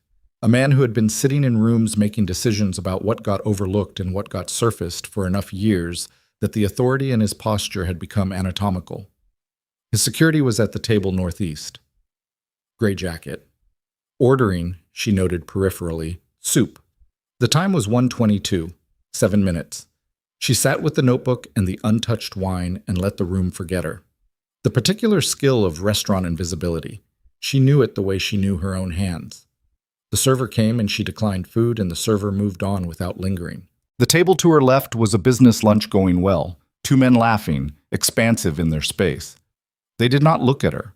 Nobody looked at her. She was a woman at a table being sat in public, which was the most common invisible thing in any restaurant in any city. At 1:27, she picked up the notebook and stood. She smoothed the coat. She turned to walk toward the restrooms, which required passing Brennan's table. She measured her pace. Not slow, not quick. The pace of someone who knows where she's going and isn't thinking about the room. She passed Brennan's table. The notebook left her hand. It hit the floor at the edge of his table with the specific spread of a notebook whose pages are well used and not secured, fanning out across the hardwood, pages sliding, several reaching almost to his feet. She made a small sound, involuntary, the sound of mild social embarrassment, and crouched immediately. Gathering pages. The motion put her left side close to his chair. Her left hand was gathering pages. Her right hand, inside the coat pocket, had the device out and pressed against the left side of her coat at his seated shoulder height. She pressed the button on the left edge. 60 seconds. She gathered pages slowly, carefully, with the slightly flustered attention of someone managing an embarrassing situation. Brennan had glanced down at the spread of papers with the benign, mild irritation of someone whose space has been encroached upon by accident. His security had looked up. She did not look at the security. She focused on the pages. 40 seconds. Brennan made a small sound. Not quite a word. The sound of someone deciding whether to assist or simply wait for the inconvenience to resolve. She murmured an apology without looking up. Her right arm was steady. Her breathing was not precisely steady, but it was controlled, and she controlled it the way she controlled everything she needed to keep running in this moment, by telling herself she could fall apart later when it cost less. 20 seconds. Her left knee was on the hardwood, and it would bruise because the same knee had hit the restaurant floor 6 years ago during a kitchen accident, and the joint had never been quite right since, and she cataloged the pain as information and filed it. 10 seconds. She gathered the last page. She stood. The device went back into the inner pocket as she straightened and gathered the notebook against her chest with both hands, with the motion of someone resettling a dropped object. She offered the table a small apologetic smile that landed in the space between Brennan and the empty air beyond him. He had already looked away. She walked to the restroom. Inside, alone, she ran cold water over both wrists and looked at herself in the mirror for 3 full seconds. Her face was a disaster. The bruise had settled into full color now, greenish-purple along the cheekbone, the lips slightly swollen on the right side. She looked like someone who had been in a fight. She had been in a fight. She looked herself in the mirror, and the woman looking back at her was 24 years old and shaking in the specific fine tremor of adrenaline's recession, and she told that woman, later, and the woman agreed. She dried her hands. She checked the device. A single green light on the left edge, small as a pinpoint. She didn't know what that meant specifically, but she knew green meant something different from red. She walked back through the restaurant. She left $40 on the table next to the untouched wine, more than the glass cost. The automatic calculation of a person who had served tables and knew what it meant to tend a single-item table for 40 minutes. She walked out into the cold. Reyes's car was at the corner. She got in. Adrian turned from the front passenger seat and looked at her. She held up the device. The green light was still on. He took it from her hand. He looked at it. Something moved through his face. Not quite relief. Relief was too simple. Something more complicated, the expression of a man who has been running toward a specific thing for 3 years and has just touched it for the first time. Green means successful copy, Reyes said. She was already driving. We need to get it to Marcus in the next 2 hours before Brennan notices anything irregular and changes the device. Marcus can have it in 90 minutes, Adrian said. He was still holding the device. His thumb moved once across its surface. If the communication thread is intact, it'll be intact, Reyes said. The model copies everything. Marcus can decrypt the compression in 40 minutes. And then we have names. Every name, every payment, every federal contact who's been managing the investigation assignments for the past 2 years. Reyes paused. Enough to bring the protection structure down before Thursday. The car moved through Chicago traffic, through the ordinary machinery of a Thursday afternoon in February. Buses, cyclists, pedestrians with their heads down against the wind. Ivy sat in the back seat and pressed her coat against her body and let the adrenaline continue its recession and thought about what came next. What came next was the part she didn't know yet, because getting the data was one problem. What Luca did when he realized his protection structure was being disassembled in real time was a different problem. And Luca had called her phone, which meant Luca had her number, which meant Luca had decided she was a variable he needed to manage. And men who decided that about people tended to manage them decisively. Her phone buzzed. Same unknown number. She answered it. "You didn't take the car," Luca said. Still pleasant, still even. The pleasantness was slightly different now, though. Tighter, like something being held at a specific tension. "I'm going to assume that was Adrian's decision and not yours." "You'd be wrong," she said. A pause. When he spoke again, the pleasantness had adjusted by a small but significant degree. "I see. Then let me offer you a different framing of the situation, since apparently the uncomplicated version didn't resonate." He paused. "The Halcyon Hotel Gala is tonight, 8 p.m. It's a charity event, the kind that powerful men attend because it allows them to be publicly generous while conducting business privately. Several of my contacts will be there. Several of Adrian's former allies who have recently reconsidered their positions will also be there." Another pause. "And I will be there, with enough documentation of Adrian Moretti's operational activities over the past 3 years to hand to a federal prosecutor before midnight, unless something changes my mind between now and then." Ivy said nothing. "The documentation doesn't include you," Luca said. "You're peripheral, clean. You walk away from this and nothing I hand over tonight touches you, but Adrian," a slight shift in tone, "Adrian has built a very intricate structure over 18 years. It burns very thoroughly when it goes." "Why are you telling me this?" she said. "Because you're the only person in that car who he'll listen to," Luca said. "And because the choice he makes in the next 4 hours is going to determine whether 14 people move through a pipeline on Thursday or whether Thursday gets canceled. And the only way Thursday gets canceled now is if Adrian stands down." He paused. "Tell him I said that. Tell him I am giving him one final arrangement. He steps back, I manage Thursday, and in exchange I burn the Gray Line operation myself afterward, and he walks away clean. Everyone survives." "You'd burn your own operation." "I'd burn a liability that has become too expensive to maintain. Gray Line was always a short-term asset." His voice was precise and entirely cold. "Tell him." The line went dead. She lowered the phone. She looked at Adrian's profile. He was watching the road ahead. "He's at the Halcyon Gala tonight," she said. 8 p.m. He says he has documentation of your operations for the past 3 years. He says he'll hand it to a federal prosecutor at midnight unless you stand down." She paused. "He says if you stand down, he burns Gray Line himself after Thursday." The car was quiet. Reyes said nothing. She drove. Adrian was quiet for a long time. His hand holding the data device was still. Outside, the city ran past the windows in its indifferent gray February way. "He won't burn it," Adrian said. "I know," Ivy said. "He built it for 11 years. He doesn't walk away from it." "I know." "Which means Thursday still happens unless someone stops it tonight." She met his eyes in the mirror. "At the gala." Reyes exhaled through her nose. "If we go to the Halcyon tonight, we're walking into the room he chose, on his timeline, with his contacts in every corner." "Yes," Adrian said. "He'll have eyes on every entrance. He'll know we're coming." "Yes." "He has documentation that burns you if this goes wrong." "He's had that for months," Adrian said quietly. "If he was going to use it without leverage, he would have used it already. He needs me present at the moment he hands it over. The federal contact requires direct identification.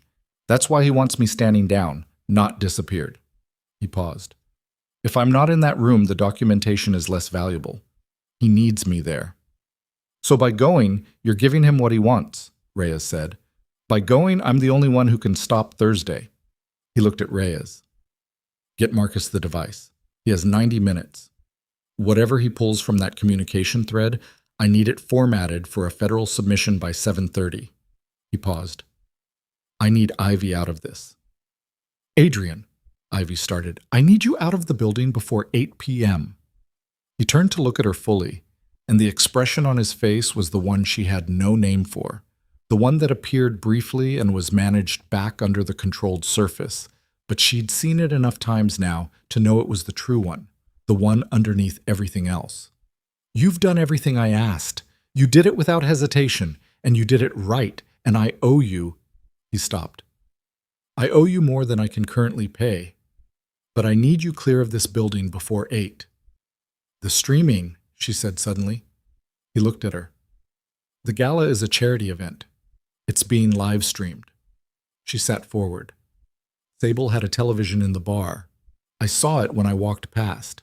There was a banner for the Halcyon Gala charity broadcast. Live fundraising. They do it every year. She looked at him. "If Luca's contacts are in that room, and you have the data from Brennan's phone, and there is a live broadcast going out." She watched Adrian's face as it arrived. The things she was saying, what it meant structurally, logistically, in terms of what it would require and what it would expose and whether it was something she would survive.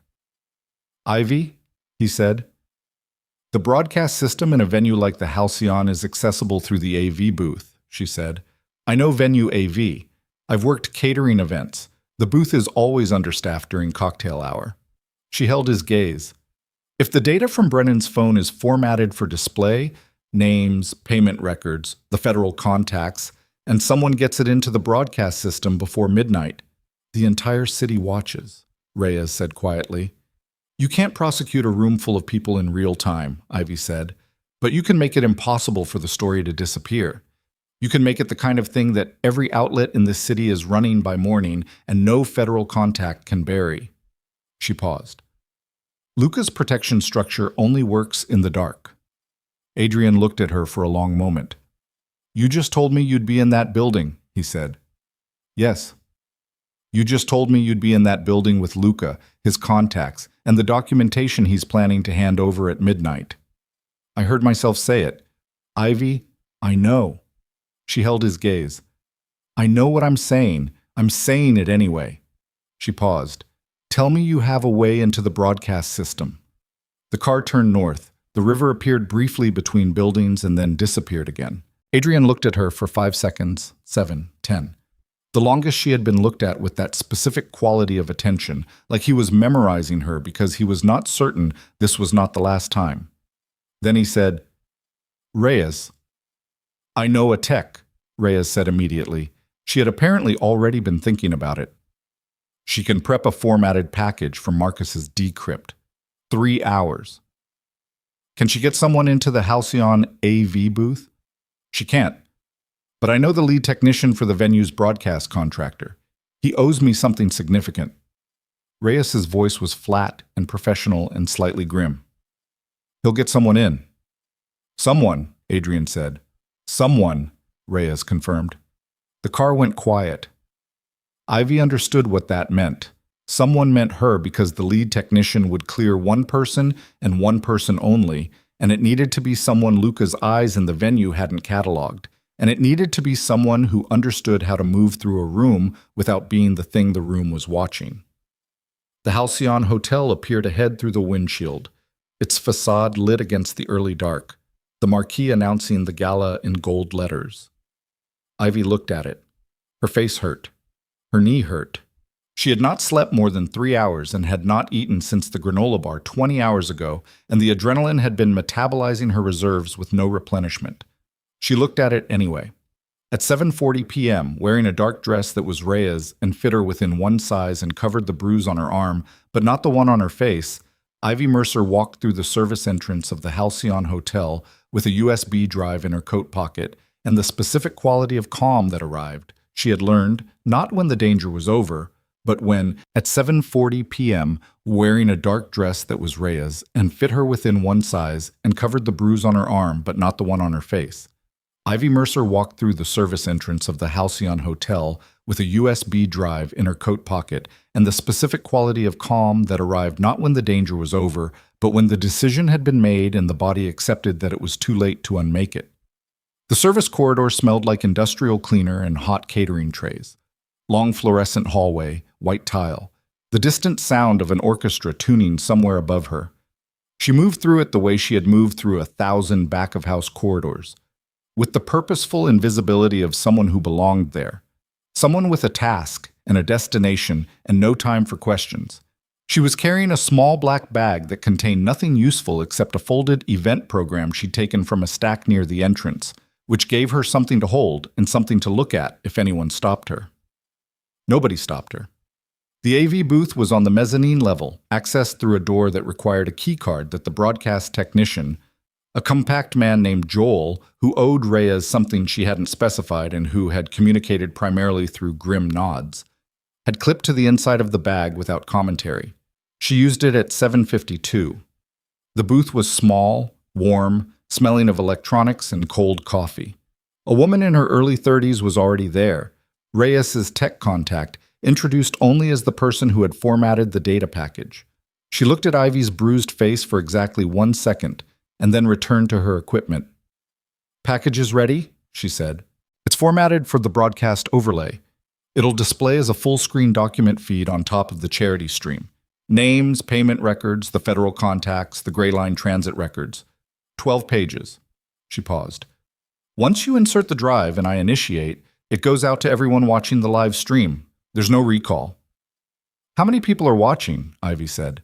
"The gala stream has about 14,000 regular viewers. It's been running an hour already." She paused. "That number goes up when something interrupts the program." Ivy looked at the monitor showing the live feed. The Halcyon ballroom was visible. Chandeliers, white tablecloths, men in dark suits and women in formal wear. The particular choreography of a high-end charity event that was also, in the invisible layer beneath its surface, a business meeting conducted in formal clothes. She scanned the room. She found Luca in 40 seconds. He was not what she had imagined. She had built him in her mind from his voice, measured, cultured, the pleasantness as weapon, and she had imagined someone who looked like the voice. He didn't. He was 53, medium height, unremarkable in the way of a man who had spent decades perfecting unremarkability as protective coloration. Brown suit, thinning hair. He was standing near the bar talking to 2 men she didn't recognize, and he was smiling, and the smile was the voice made visible, warm, inclusive, the smile of a man who had learned to make people feel chosen. She looked for Adrian. He wasn't on the feed yet, which meant he was either in the room and outside the camera's range, or he hadn't arrived. The plan, assembled in 90 minutes in Reyes's car and built on provisional architecture and too many unknown variables, was for Adrian to enter through the main entrance at 8:15 with documentation from Marcus's decrypt, formatted for federal submission. The broadcast went at 8:45, timed to when the room would be at peak capacity and before Luca's midnight deadline gave him reason to move earlier. That was the plan. Plans were what you had until you were inside the room. At 8:06, her phone vibrated. "Adrian. Inside. Luca has 2 people on the east wall who aren't catering staff. Stay in the booth until 8:40. She typed back. "Understood." She stood in the booth and watched the feed and waited. Below, the gala moved through its social mechanics. Cocktail hour transitioning to dinner seating. The orchestra playing something unobtrusive. The charity auction items displayed on easels along the west wall, the kind of auction where the items were irrelevant and the act of bidding was the actual currency. A public display of resources. She watched Luca move through the room with the unhurried confidence of a man who believed the evening was already resolved. He stopped to speak to a gray-haired man near the east corridor. She recognized him from Reyes's briefing photographs, one of the city officials in the payment records. They spoke for approximately 40 seconds, and the gray-haired man nodded once and moved on. She watched Adrian enter the frame at 8:09, coming from the west side of the ballroom. He was wearing a dark suit, no tie, and he moved through the room in the way she had watched him move through Black Lantern Grill for 3 months, with the particular stillness of a man who created space around himself not through aggression, but through the specific gravity of someone whom rooms had learned to accommodate. He did not look at Luca. He took a position near the north wall, accepted a glass of something from a passing server, and stood. He looked up once toward the mezzanine. She was behind glass. He couldn't see her. She understood that he was looking in her direction anyway, because that was the kind of thing you did when the person you were thinking about was somewhere in the building and you needed to know the building contained them. At 8:22, Luca found him. She watched it on the feed. Luca crossing the room with the relaxed gait of a man arriving at a conversation he had been expecting. Adrian didn't move toward him or away. He stood and let Luca come to him, which she understood as its own language. They stood together near the north wall, and she couldn't hear them, and the camera was on a wide angle that showed them as two men at a party having a conversation, which was exactly what they looked like, and exactly what they were not. She could see their faces, barely. Luca still with the controlled warmth, Adrian with the expression she knew, the stillness that was not calm. She watched Adrian say something that made the warmth in Luca's face recalibrate by a small but visible degree. Luca responded. Adrian looked at him with the particular flatness she had seen in the kitchen that morning when he said 6 weeks. The look of a man who has been carrying a specific knowledge alone for a long time and has stopped pretending he hasn't. At 8:31, something changed. She saw it on the feed before she understood it. One of Luca's men on the east wall moved. Not toward Adrian, toward the stairwell that led to the mezzanine. She processed this in real time. Luca had eyes on the booth.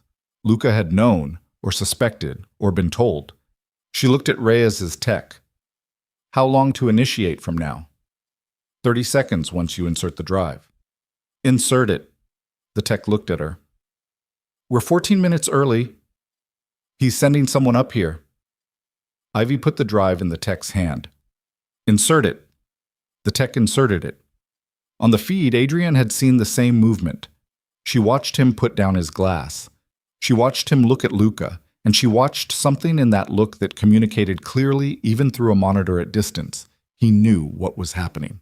Luca was still smiling. Ready, the tech said. On my count, Ivy said. She watched the stairwell door on the secondary monitor, the security camera feed the tech had pulled up. The man from the east wall was in the corridor below, 60 seconds from the mezzanine door. She watched Adrian move away from the north wall, moving toward Luca's position, not away. She understood why. If Adrian was in physical proximity to Luca when the broadcast hit, Luca's first move would be toward the exit, and his second would be toward whoever he could use as leverage. And the only leverage in this building that had any value to Luca was the same leverage it had always been. She watched Adrian put himself between Luca and the south exit. Now, she said. The tech initiated. On the main feed monitor, the charity auction display dissolved. What replaced it was a document, clean white background, black text, the first page of Gerald Brennan's communication thread with Luca Severin's intermediary. Names, dates, payment amounts. The first federal contact listed was a name she recognized from Reyes's briefing, a name that would mean something to anyone who read Chicago news. Below, in the ballroom, she watched the room notice. It was not immediate. The change in the broadcast monitors positioned around the ballroom took approximately 4 seconds to register in the crowd's attention, and then another 3 seconds for the attention to consolidate into reaction. She watched heads turn. She watched people reach for phones. She watched a woman near the east wall pull up the live stream on her device and stare at it and then stare at the man standing nearest to her whose name was on the document. Luca looked up at the ballroom monitors. For the first time, the warmth left his face entirely. The mezzanine door opened. Ivy had already moved away from the equipment station, back against the side wall of the booth, out of the direct sight line from the door. The man who came through was one of Luca's. She recognized the quality of stillness from the east wall. He was larger than he'd appeared on the monitor, thick through the shoulders, and he saw the tech at the equipment station first, and then found Ivy in the second sweep. Step away from the equipment, he said to the tech. To Ivy. You need to come with me. The broadcast is already running, Ivy said. 14,000 people. Whatever you do in the next 30 seconds is also going to be documented. He looked at the monitor. The second page of the document was cycling. He looked at Ivy. His face was doing the calculation she could see clearly, the calculation of a man weighing his instructions against the changed parameters of the situation. Luca said, bring you down, he said. Luca is managing a room full of people currently reading his financial records, Ivy said. How much of his attention do you think is on what you do in the next 30 seconds? The calculation continued. She watched it. She had spent 8 years reading what people actually meant beneath what they said, and this man was not complicated. He was someone following instructions who had just lost confidence that the instructions reflected current reality. He left. She exhaled. The tech looked at her. Is the broadcast still running? Yes. Page 7 of 12. Then we're fine. Ivy looked at the feed. The ballroom below was in the specific chaos of a formal event that has lost its formality. People standing, moving, the orchestra having stopped, the social architecture of the evening dissolved. She found Adrian on the feed. He was still near the north wall, and Luca was no longer visible in his immediate vicinity. Luca was not visible anywhere on the feed. She grabbed the bag. Which exit gets me to the ballroom floor fastest? The tech pointed. She went. The east stairwell deposited her into a service corridor that connected to the ballroom through a catering door. She pushed through it and entered the room from the east side, and the room was loud in the way crowds went loud when something had happened. Not panic, not silence, but the elevated noise of 1,000 conversations suddenly finding the same subject matter. The broadcast was still running on the ballroom monitors, cycling through pages.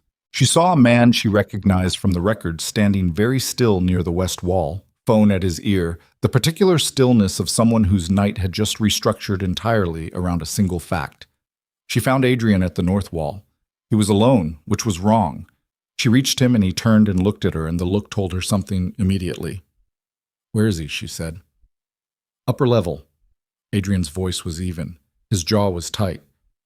"There's a glass observation lounge on the 4th floor. He went up 3 minutes ago." He paused. "He has a phone with federal contact information that can still initiate something damaging if he makes one call. The broadcast complicates it, but doesn't eliminate it. If he gets the right person on the line in the next 20 minutes, he can redirect the narrative." "Then why are you still down here?" "Because I was waiting for you to come out of that booth," he said. The flatness in his voice broke on the last word, just slightly, the fracture of a single syllable, and she heard it. "I'm out," she said. "Go." They went up. The 4th floor of the Halcyon was event overflow space, meeting rooms, a secondary bar, and at the end of the north corridor, a glass-walled observation lounge that projected over the building's facade with a view of the city in every direction. The corridor was empty. The sounds of the ballroom below were muffled and distant. Their footsteps on the carpet were the loudest thing. The lounge door was glass, and Luca was visible through it before they reached it, standing at the far wall of windows, phone at his ear, back to the door. The city glittered behind him in the February dark, the river and the towers and the grid of streets laid out like a circuit board. Adrian opened the door. Luca turned. He looked at Adrian. He looked at Ivy. He lowered the phone but did not end the call. "I should have moved faster," he said. To Adrian, not to her. "That's the honest analysis.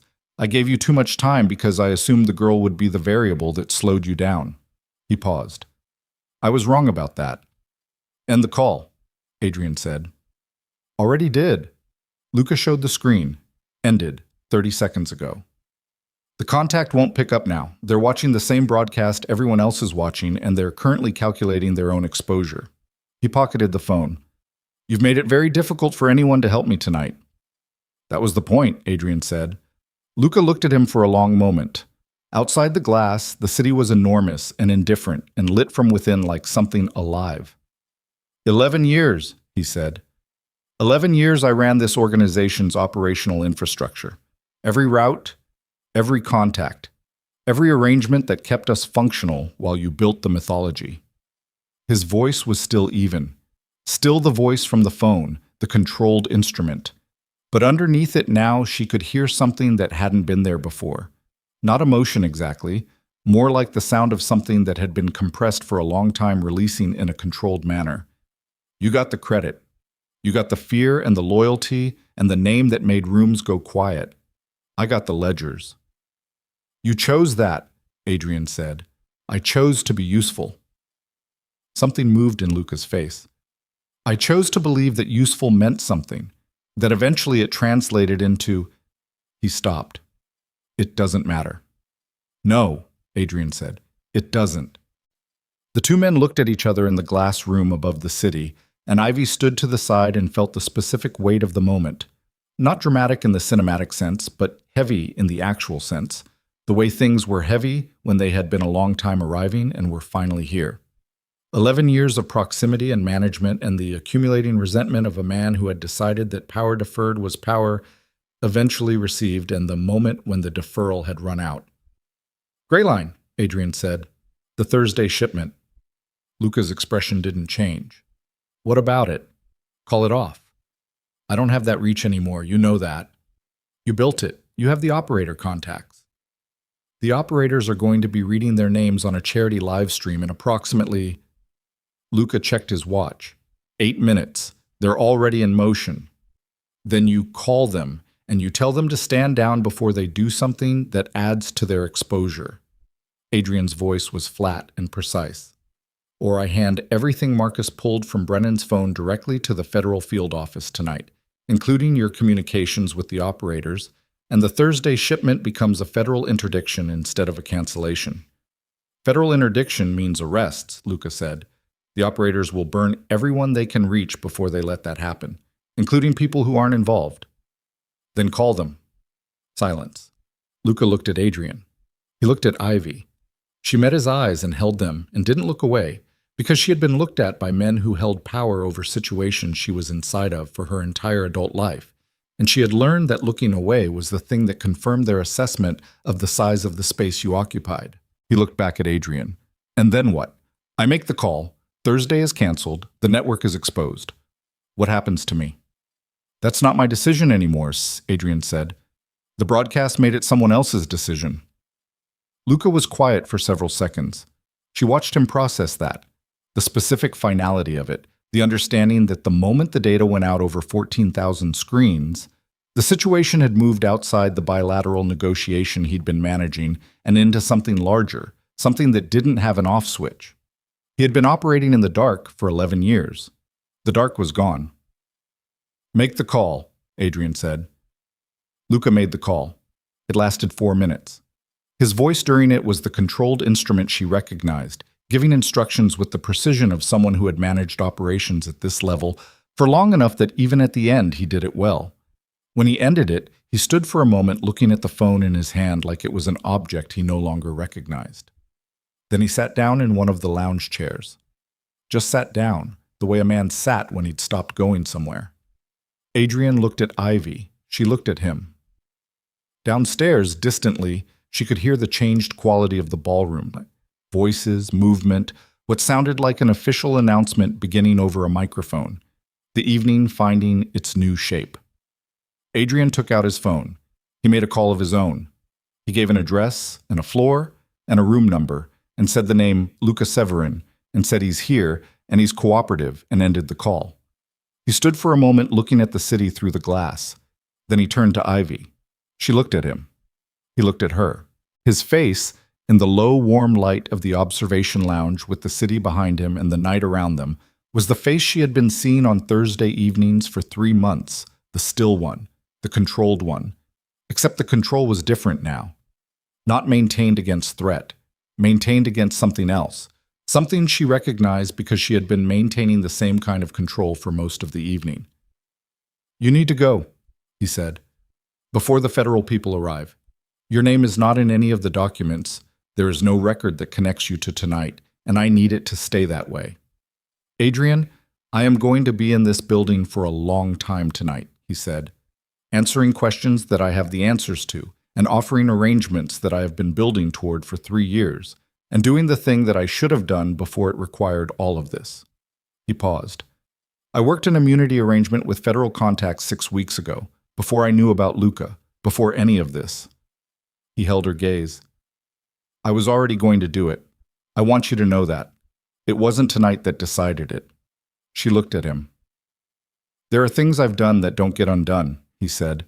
"People I've hurt, systems I've run, choices I made when I was 17 and when I was 26 and every year since. The immunity arrangement covers the victims I can protect and the operations I can expose. It doesn't cover everything." He paused. "I'm not telling you this to make you feel anything in particular. I'm telling you because you asked me who I was on a night when you didn't have to, and I told you the truth, and you deserve to have the rest of it." Ivy stood in the glass room and the city was behind him, and her face hurt, and she had not eaten in 24 hours, and the woman who had called a number from a locker room floor on a February night felt very far away from her and also very close. "How long?" she said. "The immunity arrangement. How long before—" "I don't know exactly. Long enough." He looked at her steadily. "Long enough that you should go live your life." She looked at him for a long moment. She thought about what it meant to say that to someone, go live your life, and to mean it as an act of care rather than dismissal. She thought about her father, about the people in the Gray Line pipeline who would not move through it on Thursday, about a 22-year-old woman named Carla who had moved through a system like it 11 years ago and whose brother had built an empire out of the failure of arriving too late. She thought about what got repaired and what didn't. "Okay," she said. He nodded once. She left the lounge. She walked the empty corridor and took the east stairwell down and came out through the service door into the February night.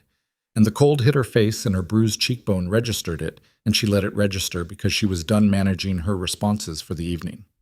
Reyes was at the end of the block, standing outside the car, not in it, standing, coat collar up, watching the Halcyon service exit with the attention of someone who had been waiting and had decided waiting meant being visible. When she saw Ivy, she didn't move toward her, just watched her walk the length of the block. Ivy reached her. Reyes looked at her face. "How bad?" "It's fine." "How bad?" Reyes said again. "He stayed up there," Ivy said. "He made Luca call off Thursday. He's waiting for federal." She paused. "He told me to go." Reyes was quiet. Then, "Get in the car." They drove without destination for a while, which Ivy understood as Reyes's version of giving her space to be somewhere without having to be somewhere specific. The city moved past the windows. February Chicago, indifferent and huge, doing its ordinary night things. "Where do you want to go?" Reyes said eventually. "My apartment." She paused. "I need to get my own clothes." Reyes drove her there. It was a third-floor walk-up in Wicker Park, the kind of apartment that was drafty in winter and too hot in summer, and had one good window over the fire escape that caught the morning light in a way that made it feel, on certain mornings, like a reasonable place to be. She went up alone and changed out of Reyes's dress and sat on the edge of her bed in her own clothes for a few minutes. Then she went to the kitchen and made toast because it was the only thing she had that didn't require preparation, and she ate it standing at the counter and looked at the kitchen window and the February dark outside it and thought about what came next.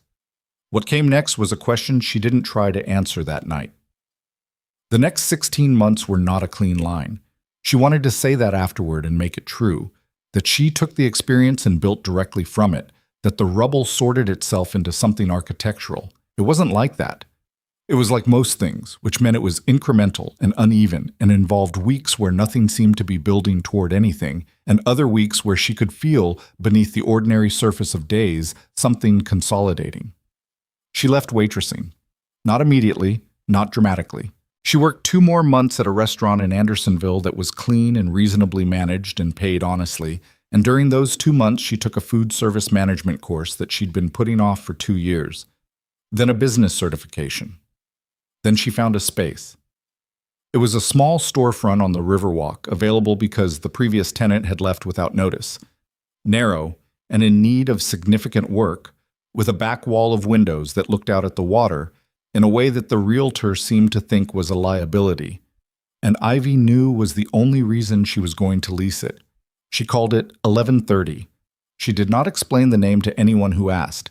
She let people assume what they assumed. The cafe opened on a Thursday in April, 14 months after the night at the Halcyon. It was not a grand opening. She had neither the budget for spectacle nor the temperament for it. She unlocked the door at 7 a.m., and the first customer was a woman with a stroller who ordered a latte and sat by the river window for an hour. And Ivy made the coffee and stood behind the counter in her own place doing her own work and felt something she recognized, after a moment's processing, as the specific weight of a life that fit. The Gray Line network had collapsed in the week following the gala. Federal agents had moved on properties across the city by dawn, coordinating with the information structured from Brennan's communication records. All 6 restaurant waypoints were closed within 72 hours. Gerald Brennan had been arrested at his home Thursday morning, still in pajamas, which was the detail that made it into the newspapers and stayed there. Luca Severin had been taken from the Halcyon Observation Lounge that same night and had spent the subsequent months in cooperation arrangements that the newspapers covered with the breathless irregularity of a story with too many layers to maintain consistent attention. The 14 people scheduled for the Thursday shipment were found at a staging facility in Gary, Indiana, on Wednesday afternoon, 6 hours before the shipment was to have moved. They were alive.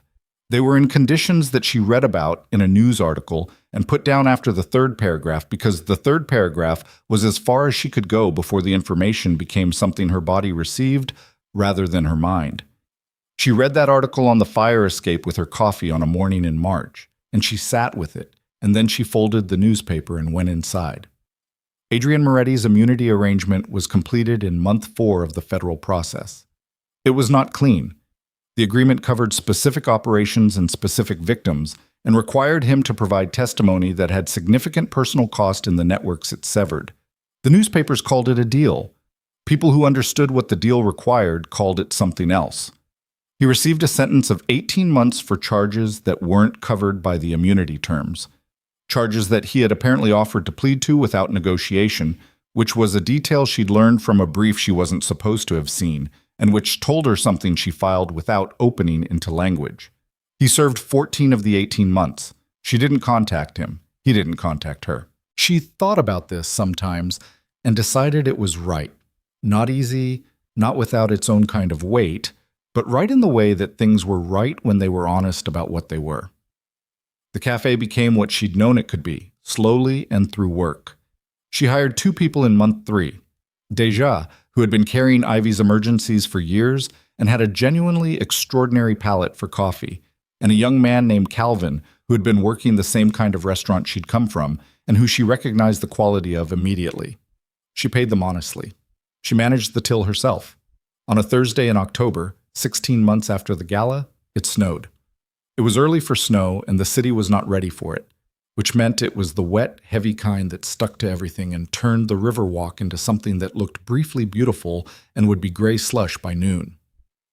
Ivy was behind the counter at 11:15 when it started, watching it through the river windows with the particular appreciation of someone who had good heat and a warm building and could afford to find snow beautiful again. The cafe had 3 customers at 11:30, a man with a laptop near the east window, a pair of women sharing something that required considerable discussion, and a woman reading at the counter who had been there since 9. At 11:47, the door opened. She knew it before she looked up. Not because of anything she could have pointed to, not a sound, not a shape. Something more ambient than that. The specific change in the room's quality that she had first felt on a Thursday night in February in a different place. He was wearing a dark coat, simple, no particular distinction. No car outside. No men at the periphery. He stood in the doorway for a moment in the snow-cold air, wet on his shoulders, and she looked at him across the counter of a place that was hers, and he looked back at her across the same distance. He looked different.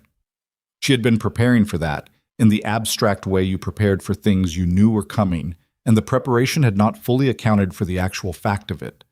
Prison and trials and 14 months of structured consequence had stripped something from him. Not the stillness, which remained, but the particular quality of armor that the stillness had been maintaining. What was left looked like a man. Specifically, and only that. The myth that the newspapers had called the Ghost King had apparently not survived the process of being handled by institutions that treated all men the same, regardless of what rooms had once gone quiet for them. She thought he looked more like himself than she had ever seen him. He came to the counter. He sat on one of the stools. There were 4 stools along the counter, something she'd added in month 2 because she liked the idea of a space where people could sit at the source of the thing rather than carried away from it. She poured coffee. Black. The same order from the same muscle memory, and she put it on the counter in front of him without asking. He looked at it. He looked at her. His face was doing the thing it did, not the controlled version, the one underneath, the one she'd seen in moments when the control wore through.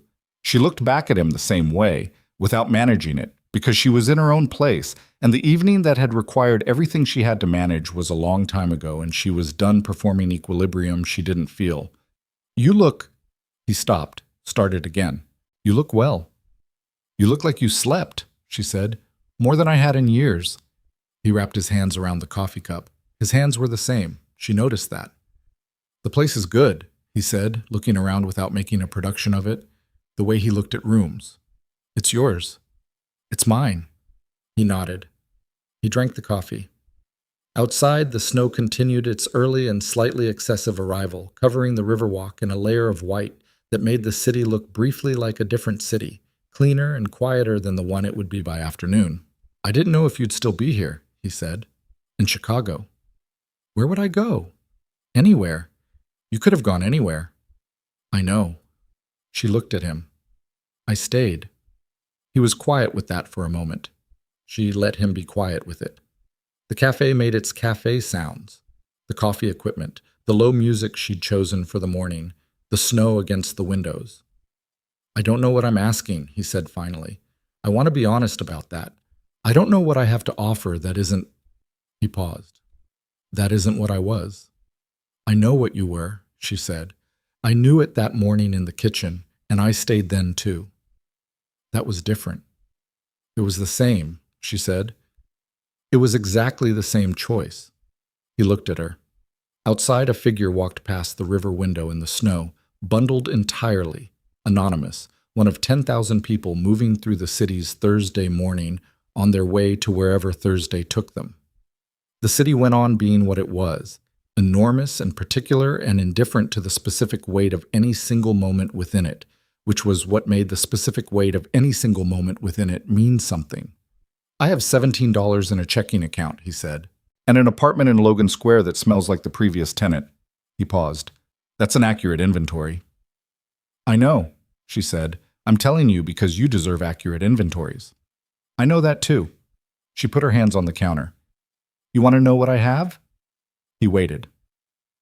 I have a cafe that's 11 months from breaking even, she said. I have 2 employees I'm responsible for, and a lease I will be paying until I am 41 years old. I have a knee that bothers me in cold weather, and a phone with a cracked screen that I keep meaning to replace. She paused. And I have a stool at my counter and coffee I made myself, and you're sitting in one and drinking the other, and that is what I have to offer, and I'm offering it. He held her gaze. Okay, he said. Outside, the snow fell over the river and the city and the riverwalk and the 17,000 ordinary Thursday mornings happening simultaneously in this place that had nearly destroyed them both and had not, in the end, managed it. The cafe was warm. The coffee was good. 2 people who had found each other in the worst geography of each other's lives sat on opposite sides of a counter in a place that was small and honest and real, and neither of them was alone. And neither of them tried to make more of it than it was, which was enough. It was, in the end, enough.